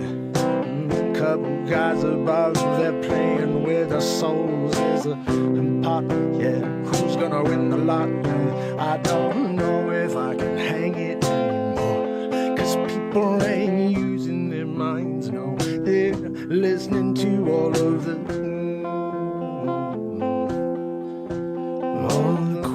cooler talk, yeah. I don't know if I can make it through it. So that's it, guys. Just short and sweet stuff, you know? And bottom line is the crazier stuff to me is this. Like, I think this stuff here should have a ridiculous amount of views because it's stupid, silly. But this to me is my type of comedy. I just like this stuff. This is from my bit Neil yesterday. Armstrong. Yeah, no, that one sounds good, guys. It's a strong name. We're going with Neil Armstrong because it's a strong name, guys. Buzz Aldrin. It sounds like he's going to take a nap. Buzz, Buzz, go buzz off. Oh, go. Are you going to take an Aldrin?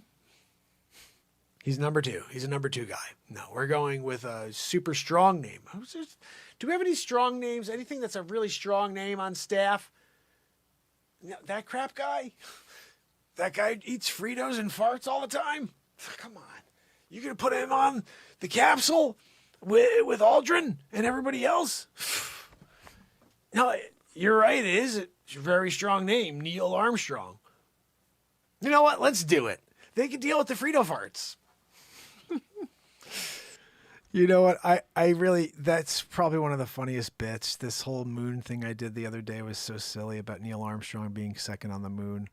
I want to play it for you guys. It actually gave me an opportunity to go grab a bowl of cereal. So I'm going to pop it on real quick. It is, to me, it's a funny bit. I hope you enjoy it. And let's see, I just have to grab the link. I'll give you the link as well so you can give it a like. It's called Moon Landing Exposed. And it's a multi-parter like I always have with these bits. But the bottom line is you're going to be introduced to the real person, the real first person who ever landed on the moon. Give this a share, give it a like, give it a comment. Let's do something with this silly content. Thank you for coming to Lowe's. Sit back and relax. Enjoy the show. NASA engineer, $61 billion a day, something like crazy. How much money do they spend a day, Joanne? Can you look that up for me? Give me a number. What does it cost a day to run NASA? I want the figure. When's the last time they went to the moon? Or when did they ever been to the moon? Did they go? Was it real? Kubrick. Just saying, you do a Kubrick and you go out there and you see him and he's telling the story. He's like, look, deathbed confessional. It's me. I was there. I put the lighting up and I did it. I shot it. And who the hell else did the really cool pan on the way out? And who the hell caught as it landed? Did they drop him off first? Parachute him down. Hey, listen, Chuck, you're going down to the surface of the moon. You're the first one. You're the first one. You're going on the moon. But we can't ever let anybody know that. You don't let anybody know that you were the first one on the moon. Okay, because we have to let Armstrong get the credit. Okay? He does it. One small step for humanity, one large sweep for mankind. He does it like a John Kennedy voice instead. But you can't let anybody know that you're there because someone's got to man the camera. How are you going to get the capsule down onto the surface of the moon and not film that moment, for history? You're there. They're on the 265,000 miles away. We're doing it live. Yeah, I know they're watching it live. And also, I'm panning live 265,000 miles away. I'm using a toggle 64K, 8K, 8 kilobyte, guys. The whole thing. That's what the memory. 8 kilobyte. I had a toggle and I was able to freaking maneuver a camera on the moon. Live. You're there, right? Don't talk about Chuck. He's not allowed to be. You don't give him the credit, okay? Yeah, he shot it. Yeah, he was there first. Yeah, his footprints had to be wiped away afterwards. Can't let people come by and be like, "Who was wearing the 4.5s?" Yeah, he was really small feet. He had those really weird small feet. Normal size, 6'3" actually, but these really small 4.5 foot 4.5s for men's shoes. You had to go to the boys, the boys' Foot Locker. Foot Locker Kids. He's in there. Sometimes you would go and he would try to get some Keds, And when he got the Keds, they were like, this is a gold mine here. We have an adult wearing our shoes. We should see if he'll do a brand sponsorship, which he was totally all in on, that was how it all came out. Nobody knew. They were like, everybody thought it was real. And then all of a sudden, Chuck, he gets this brand partnership, this 4.5s. He's wearing them. And they're like, oh my goodness, Chuck, you're a genius. Why have we never met you before? He's like, well, it's because I was on the friggin' moon. They're like, what? You went to the moon? He's like, yeah. How the hell do you think that shot was done? That's where the whole thing opened up. the whole thing opened up. Everybody's like, what? Yeah.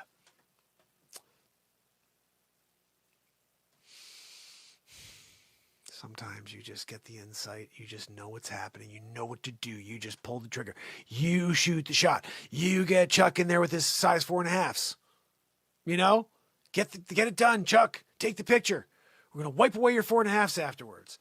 You know, because you're there, and everybody's got their normal size shoes, men's size shoes, between 9 and 12. You're there in 4.5. They're gonna think there's an alien on the moon, same time. So we have to, make sure we wipe those away before we leave. But, do me a favor, grab that parachute. We're kicking you out the door. First parachuter ever on the moon, by the way, but nobody will ever know. By the way, it's going to take you 4 days once we kick you out to float down to the moon because of the gravity, So it's just like you're going to kind of do like this weird Chris Angel where you're doing like you had your hands like this and you're coming down, but you're going really slow. And like we get down before you. So like you have to somehow go like this. You do like a Charlie in the Chocolate Factory backwards with Grandpa Charlie, Grandpa, whatever the Charlie or whatever his name is. And you're going like this. And you're trying to go down. You didn't have the fizzy pop. I can't believe you didn't bring the fizzy pop. That's sometimes when I wonder about you. You're going. You're out there. You're doing it. You don't have a fizzy pop. Now you're on the moon, trying to get there. We're trying to time it. Capsule. Woo! Like we got to time that capsule so we're coming down. And you got the camera to do this. So then when Armstrong comes out and says, this is one small step for humanity, one giant leap for mankind, you're there capturing it, and you just zoom in at that point.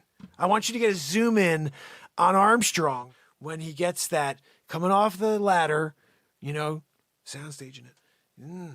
You get in, okay? And when Buzz Aldrin comes off that spacecraft, you throw something at Buzz, okay? Just do it. I want you to throw something at Buzz. He says he's number 2 for a reason. He's crap. Armstrong was the guy. We needed, also that name, Buzz. No, I'm sorry. You had to be a number 2 when your name was Buzz. You talked to your parents about that. You actually, your numbers were better than Armstrong's. Like when we look back at it, you were like top recruit. You were the top cadet, and you did the G thing better than Armstrong. But like Buzz Aldrin, no, I'm sorry. That's a number 2,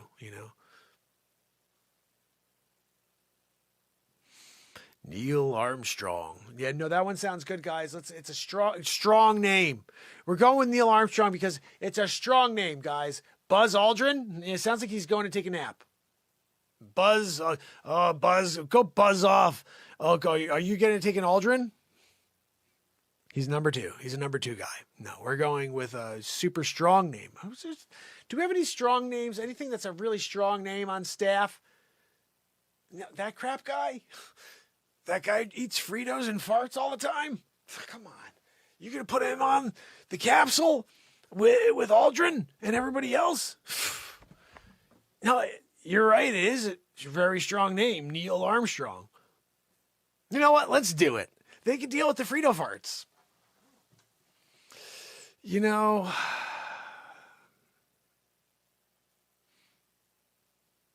It's times like this that I, remembering the occurrences of the moon mission that really keep me going at night, where I'm just like, yeah, I could go to sleep now. I learned everything I could about the landing on the moon, the original one, and Chuck, with his cinematography skills and his size 4.5s. Oshkosh, too. Sometimes he would go to Oshkosh because his socks, he needed special socks. 4.5s? What are you going to do? You're going to wear like 9 to 10, 4.5? No, I'm sorry. And he had a wide foot. It was still really wide. He had like a chunky, wide, weird foot. It was only 4.5, and his toes were short too. So it was like very odd.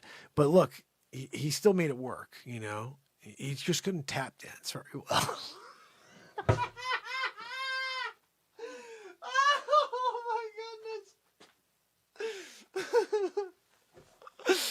Oh my goodness.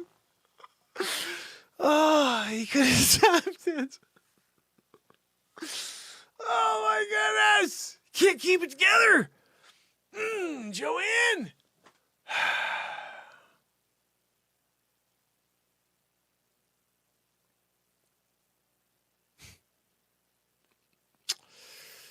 He called Fred Astaire, though. He's like, is there any way around it? Like, is there any way I can overcome? You know, like I've heard that manifesting is a thing. Is there any chance that, you know, you can get like Gregory Hines and the two of you? We got coming down. Fred Astaire, Gregory Hines. I get my tap shoes on. Tap shoes with, you know, when you do a tap shoe and you're dealing with the 4.5s from Chuck, it was like, he didn't have a chance to be because it was so close. Poor guy. Chuck, you know. He got the brand deal, though. You know, when he did that, he walked in there, he got the deal. He's got the Keds. Everybody's talking about the Chuck Keds. Everybody was like, we went through a period of time where people were like, did you get the Chucks? Did you get the Chucks? Everybody wanted their Chuck Taylors. And then it went from Chuck Taylors to getting the Chuck Keds. Did you get the Chucks? Well, which ones? The Taylors or the Keds? The freaking Keds. Are you kidding me? Everybody went crazy for the Keds. The stock blew through the roof for Keds. I wish I was part of that bubble. I didn't get in, you know. But they were doing very well, you know, because of when you get there, the Keds, and you got Chuck, his 4.5s. He had the meaty 4.5s. So he had 4.5s this way and this way. You know, that was weird, you know, because you had to make a block foot. What the freak? They had to make a block. They had to make a block foot shoe, you know. Do you know how hard it is to make square leather?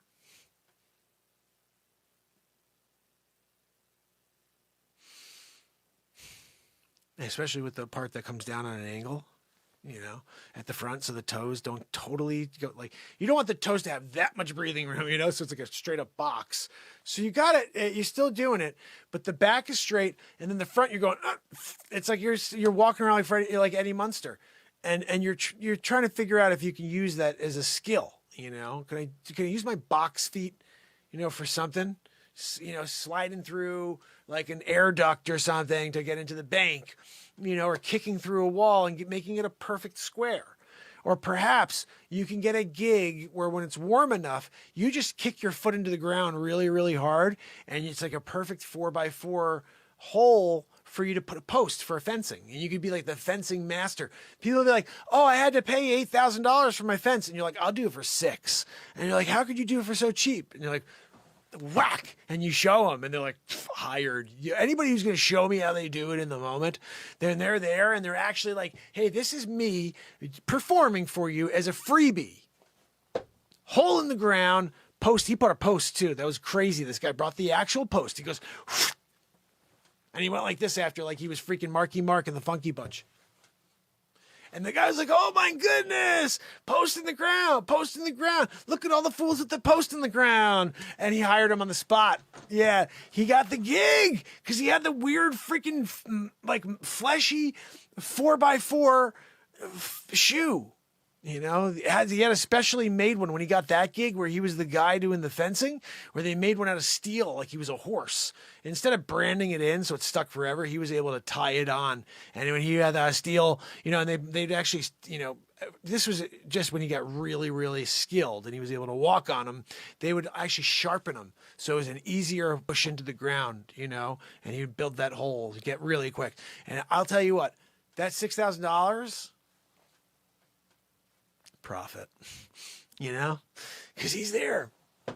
Done. Guy comes in behind, walking a couple feet down, whack. You know, he's in and out. $6,000. The other guy has spent like freaking days cutting, digging holes, you know.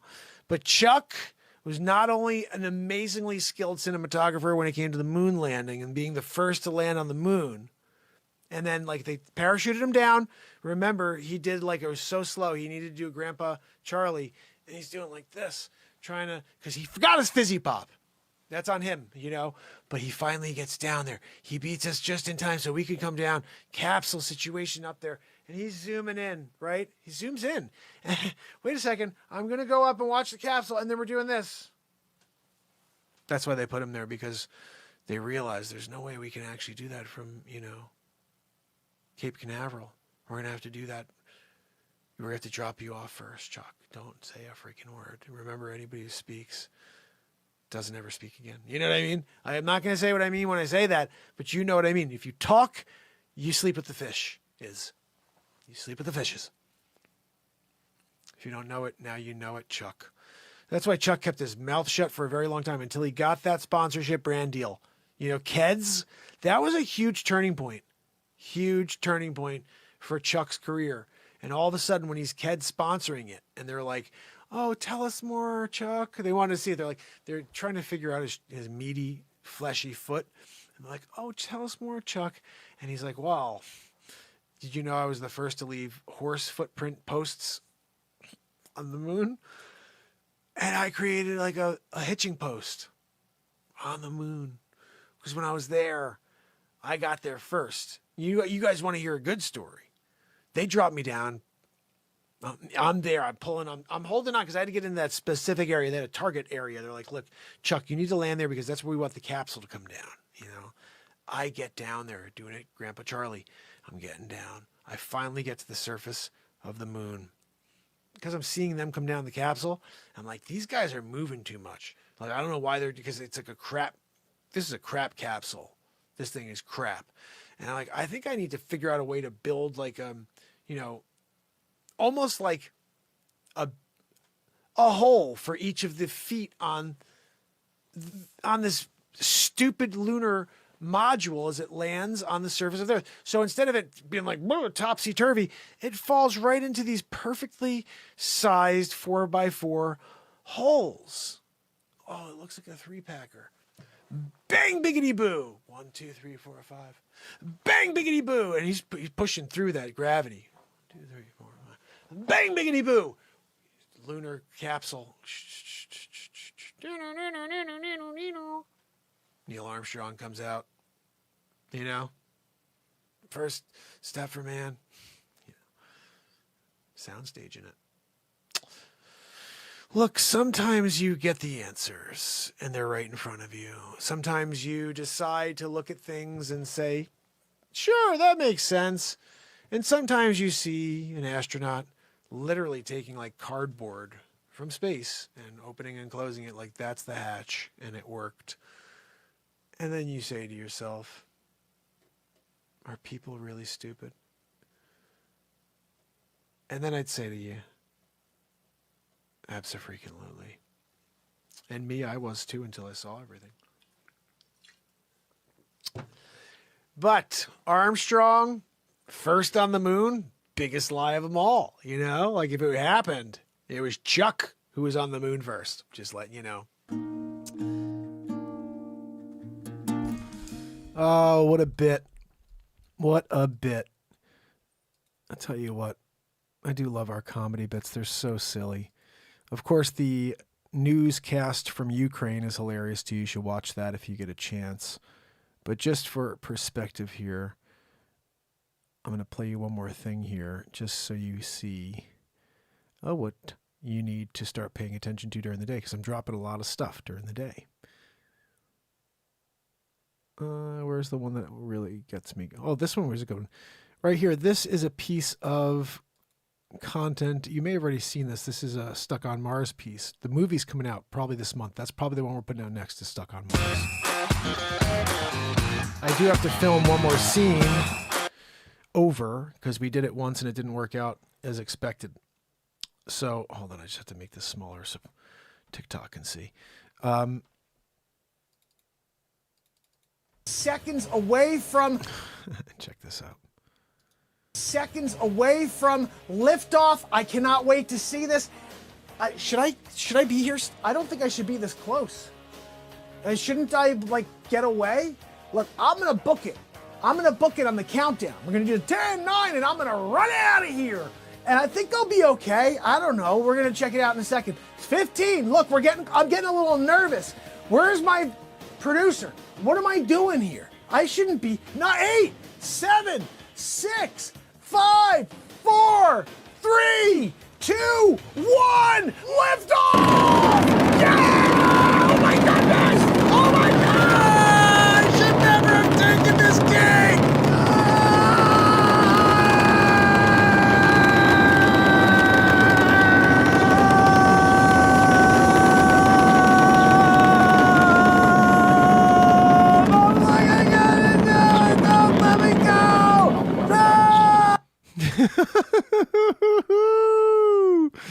So that right there is a small portion. That's actually what led us to shooting 5 episodes of Stuck on Mars, was shooting that scene of SpaceX rocket, which I was going to basically shoot the one where the rocket exploded. I couldn't find the footage, and I found that where it took off, and I was like, I'll do a newscast. And then all of a sudden in the last moment, I'm like, I guess what would be funniest is if it dragged me away somehow. I got attached to the rocket.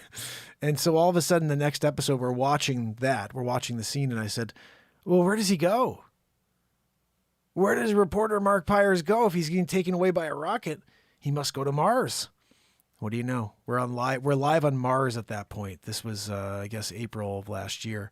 And so April or May of last year. So I took all the live footage of Mars and we created, Stuck on Mars, like 5 or 6 episodes. I just need to do an end unit. I had a perfect ending. And unfortunately I was using some, CGI to throw some, like a rover on the screen, and then it caused everything to show itself on the screen, included like a small X that was like right by my head the whole time I was doing my whole bit, and it was such a funny bit. We should watch the bit because it was killed, but it just can't be part of the movie. It's just not good enough.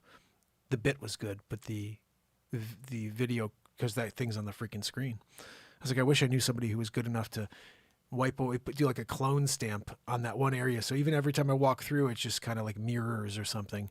It's so frustrating that happened because the bit is so good. But when you're alone and you're doing these things in a studio, you can't see all the little details. You're just doing a bit and you're hoping everything is in place. The audio's good. You got a good camera set up, so you're at least not shooting your arm or something random. So anyway, guys, it's been another solid show here. Day 1137 in a row.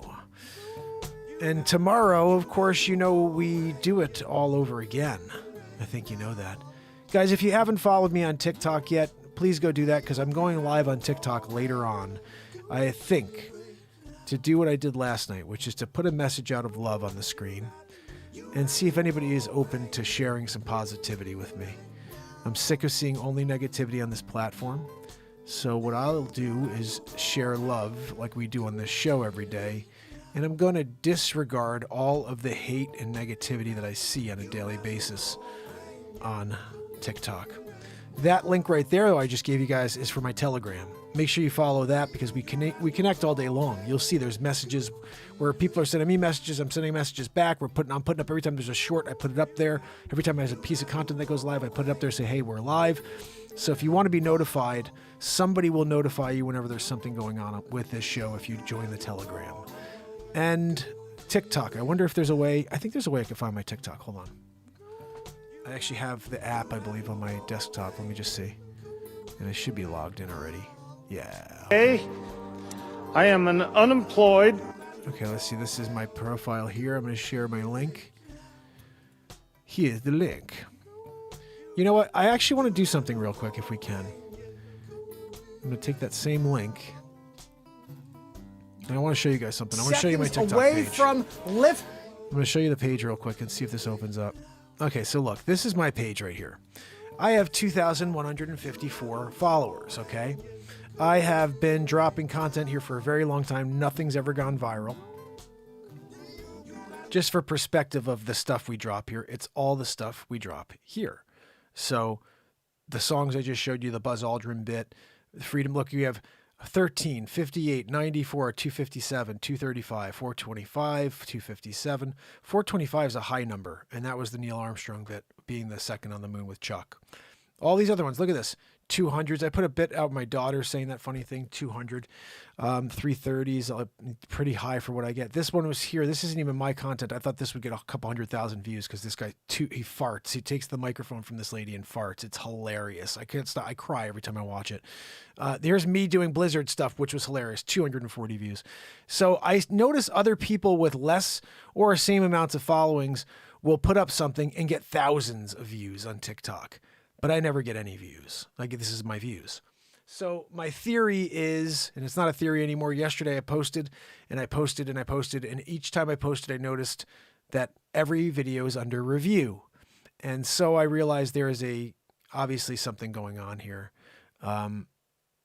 Just let me explain like one thing. This right here, Ukraine. Guys, I was thinking about coming up with a name for the three of you. What do you think, Igor? That one's okay. I want to find, there's another one I wanted to play you. It's this one right here. Ukrainian soldier. Lumpy, come on. You mind if I do a Billy Goat on you over here? Billy Goat Rough. Oh, yes, look at me. I got his clenched fists. Yes, yes, you do. Neck chop! I'm sorry about that, lumpy head. Now you got a lumpy head and a lumpy neck. Never neck chop a Never neck chop a Ukrainian soldier. But so the thing is, I'd like people to start seeing some of this content. It's funny stuff. There's like, okay, Donald Trump. Okay, tell me this year's making rap tunes ever since Honey's wearing Sassoon. Now it's 1995. Clock me in the watch with the diamonds shining. And look, my Aunt Judy sent me, and she said, you're gonna win, Joe. Just keep on going. And don't tell them that you're corrupt, because they already know. And I'm trying to find the lyrics, and they're just going really slow. Shake it, baby. I said, shake it, baby. Shake the ballot box, baby. We're going to find a couple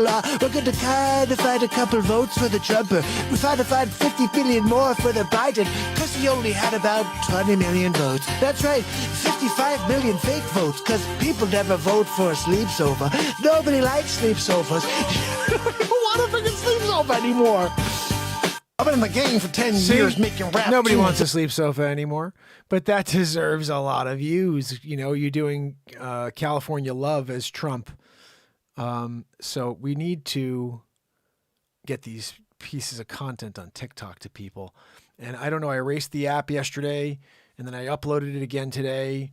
I erased the last clip, and then I uploaded it again, and I'm not sure. It still doesn't, like, I'll put a piece up, and then I'll notice 3-4 hours later, it still has 0 views. So I'm like, yeah, clearly when I got booted from their platform, the couple times that I was on speaking my mind, and that's apparently impossible to do in 2021, 2022, that now I'm just like every other platform. I'm in a hole on TikTok. No matter what I put out, it's just going to be sitting there.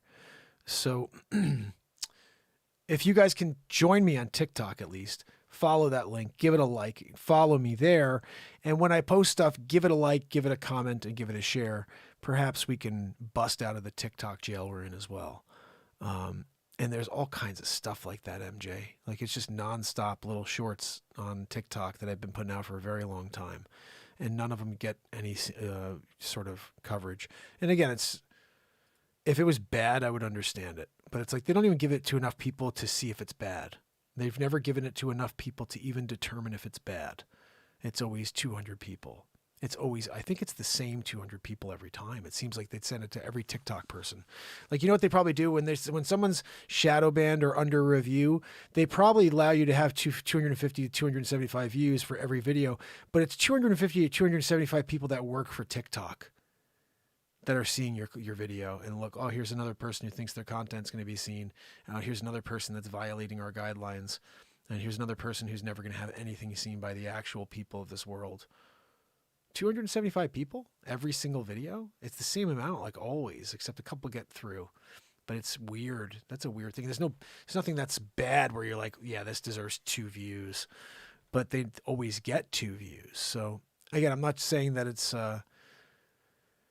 just me either. It's a lot of people.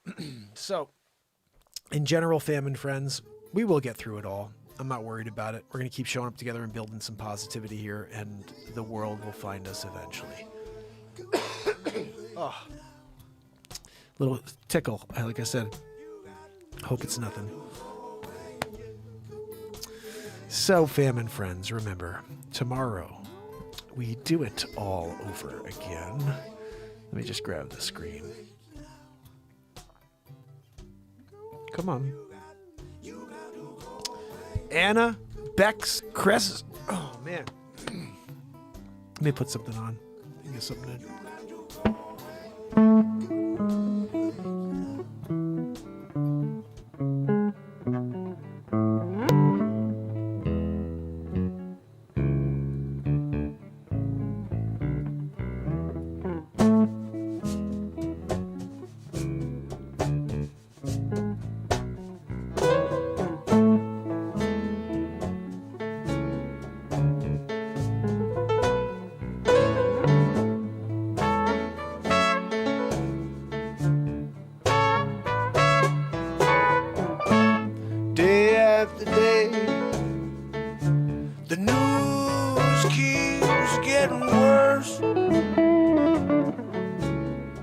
I can't stand the propaganda's all over my screen.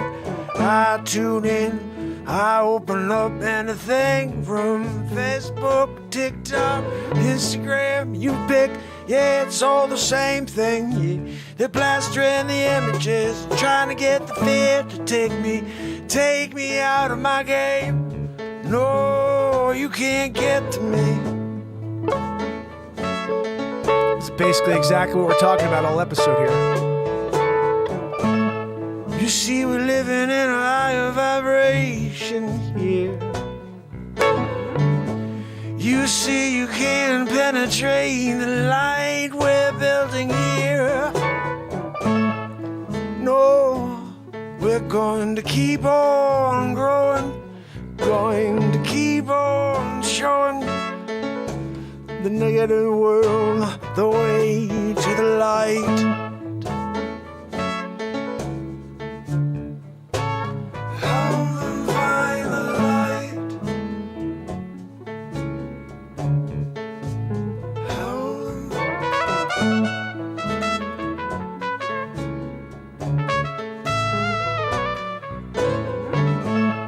Stand on the precipice of life,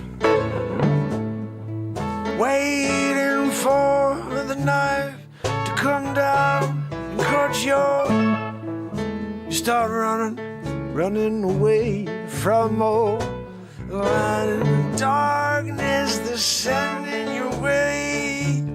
Oh, let's get away, show them the way. Show them the way into the light. Show them the way home into the light.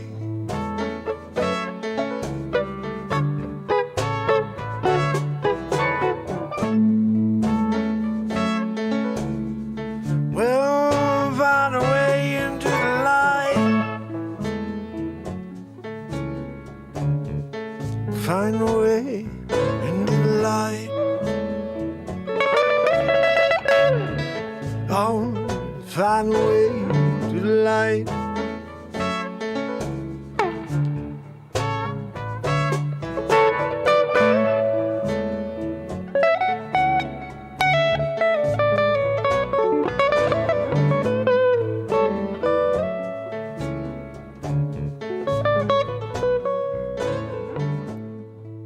Everybody gather round, put your hands up in the air. Okay. Yeah, I had a little bit of a tickle. I had to clean up. And then that song started going. I'm like, oh, man, the lyrics to that are exactly how we feel about this scenario here, about recreating your moment and the negativity of TikTok and everything else. It's all right in these songs. They're all on iTunes. They're all on Spotify. Support this show by picking up an album on iTunes or any other music platform you buy CDs or buy music on. And you could listen for free on Spotify, but there are 170 songs from the last 13 months on Spotify.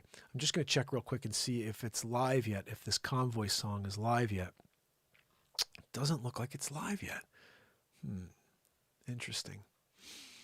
Well, you know what? We can't complain. It's going to show up when it shows up. I wonder if it's in Spotify. Someone will have to take a look, or I'll take a look later. But tomorrow, guys, we will do this all over again for Friday night. And if I can, I'll get on a little earlier again, like at 9 o'clock. Expect something tomorrow. I think tomorrow it's going to be a different thing. Instead of comedy all day tomorrow, I think I'm going to get to all those inspirational rant moments from yesterday's show. I downloaded it to my phone. I just haven't had a chance to look at it because I was cutting through all this other Neil Armstrong stuff today and some of the songs. But going forward, I think we're going to see a ton of shorts for the songs, a ton of shorts for the different comedy clips, just little things to try to get people to come join us. It seems to be grabbing people. Let's just try to get more people here with us at night to be a part of the show and to get some of the positivity that we're generating. So, Anna Treos, Bex, Chris Donaldson, Christine Seidman, Kathleen Danford, Mama Rue, MJ, Pamela Swan, Renee Woods, and S. Coop. You guys rock. Thank you so much for kicking it with me. And remember, Christine Simon's over here on TikTok. Somebody else is with us too. I may be back on TikTok later on, maybe about 45 minutes for just a short half hour chat with whoever wants to get on for not a debate, but just a conversation and share the essence of what we're doing here. I'm going to be putting that out every day instead of trying to get into arguments with people. I'm not interested in that. So follow me on TikTok if you can. I gave you the link just a few minutes ago. And tomorrow I will see you again here on YouTube. Until then, fam and friends, it's Mark Pires. And it's Renaissance Man. I love you guys. I'll see you tomorrow. You got to go away. You got to go away. You got to go away. Check out all the clips on the channel, fam. See you tomorrow. Have a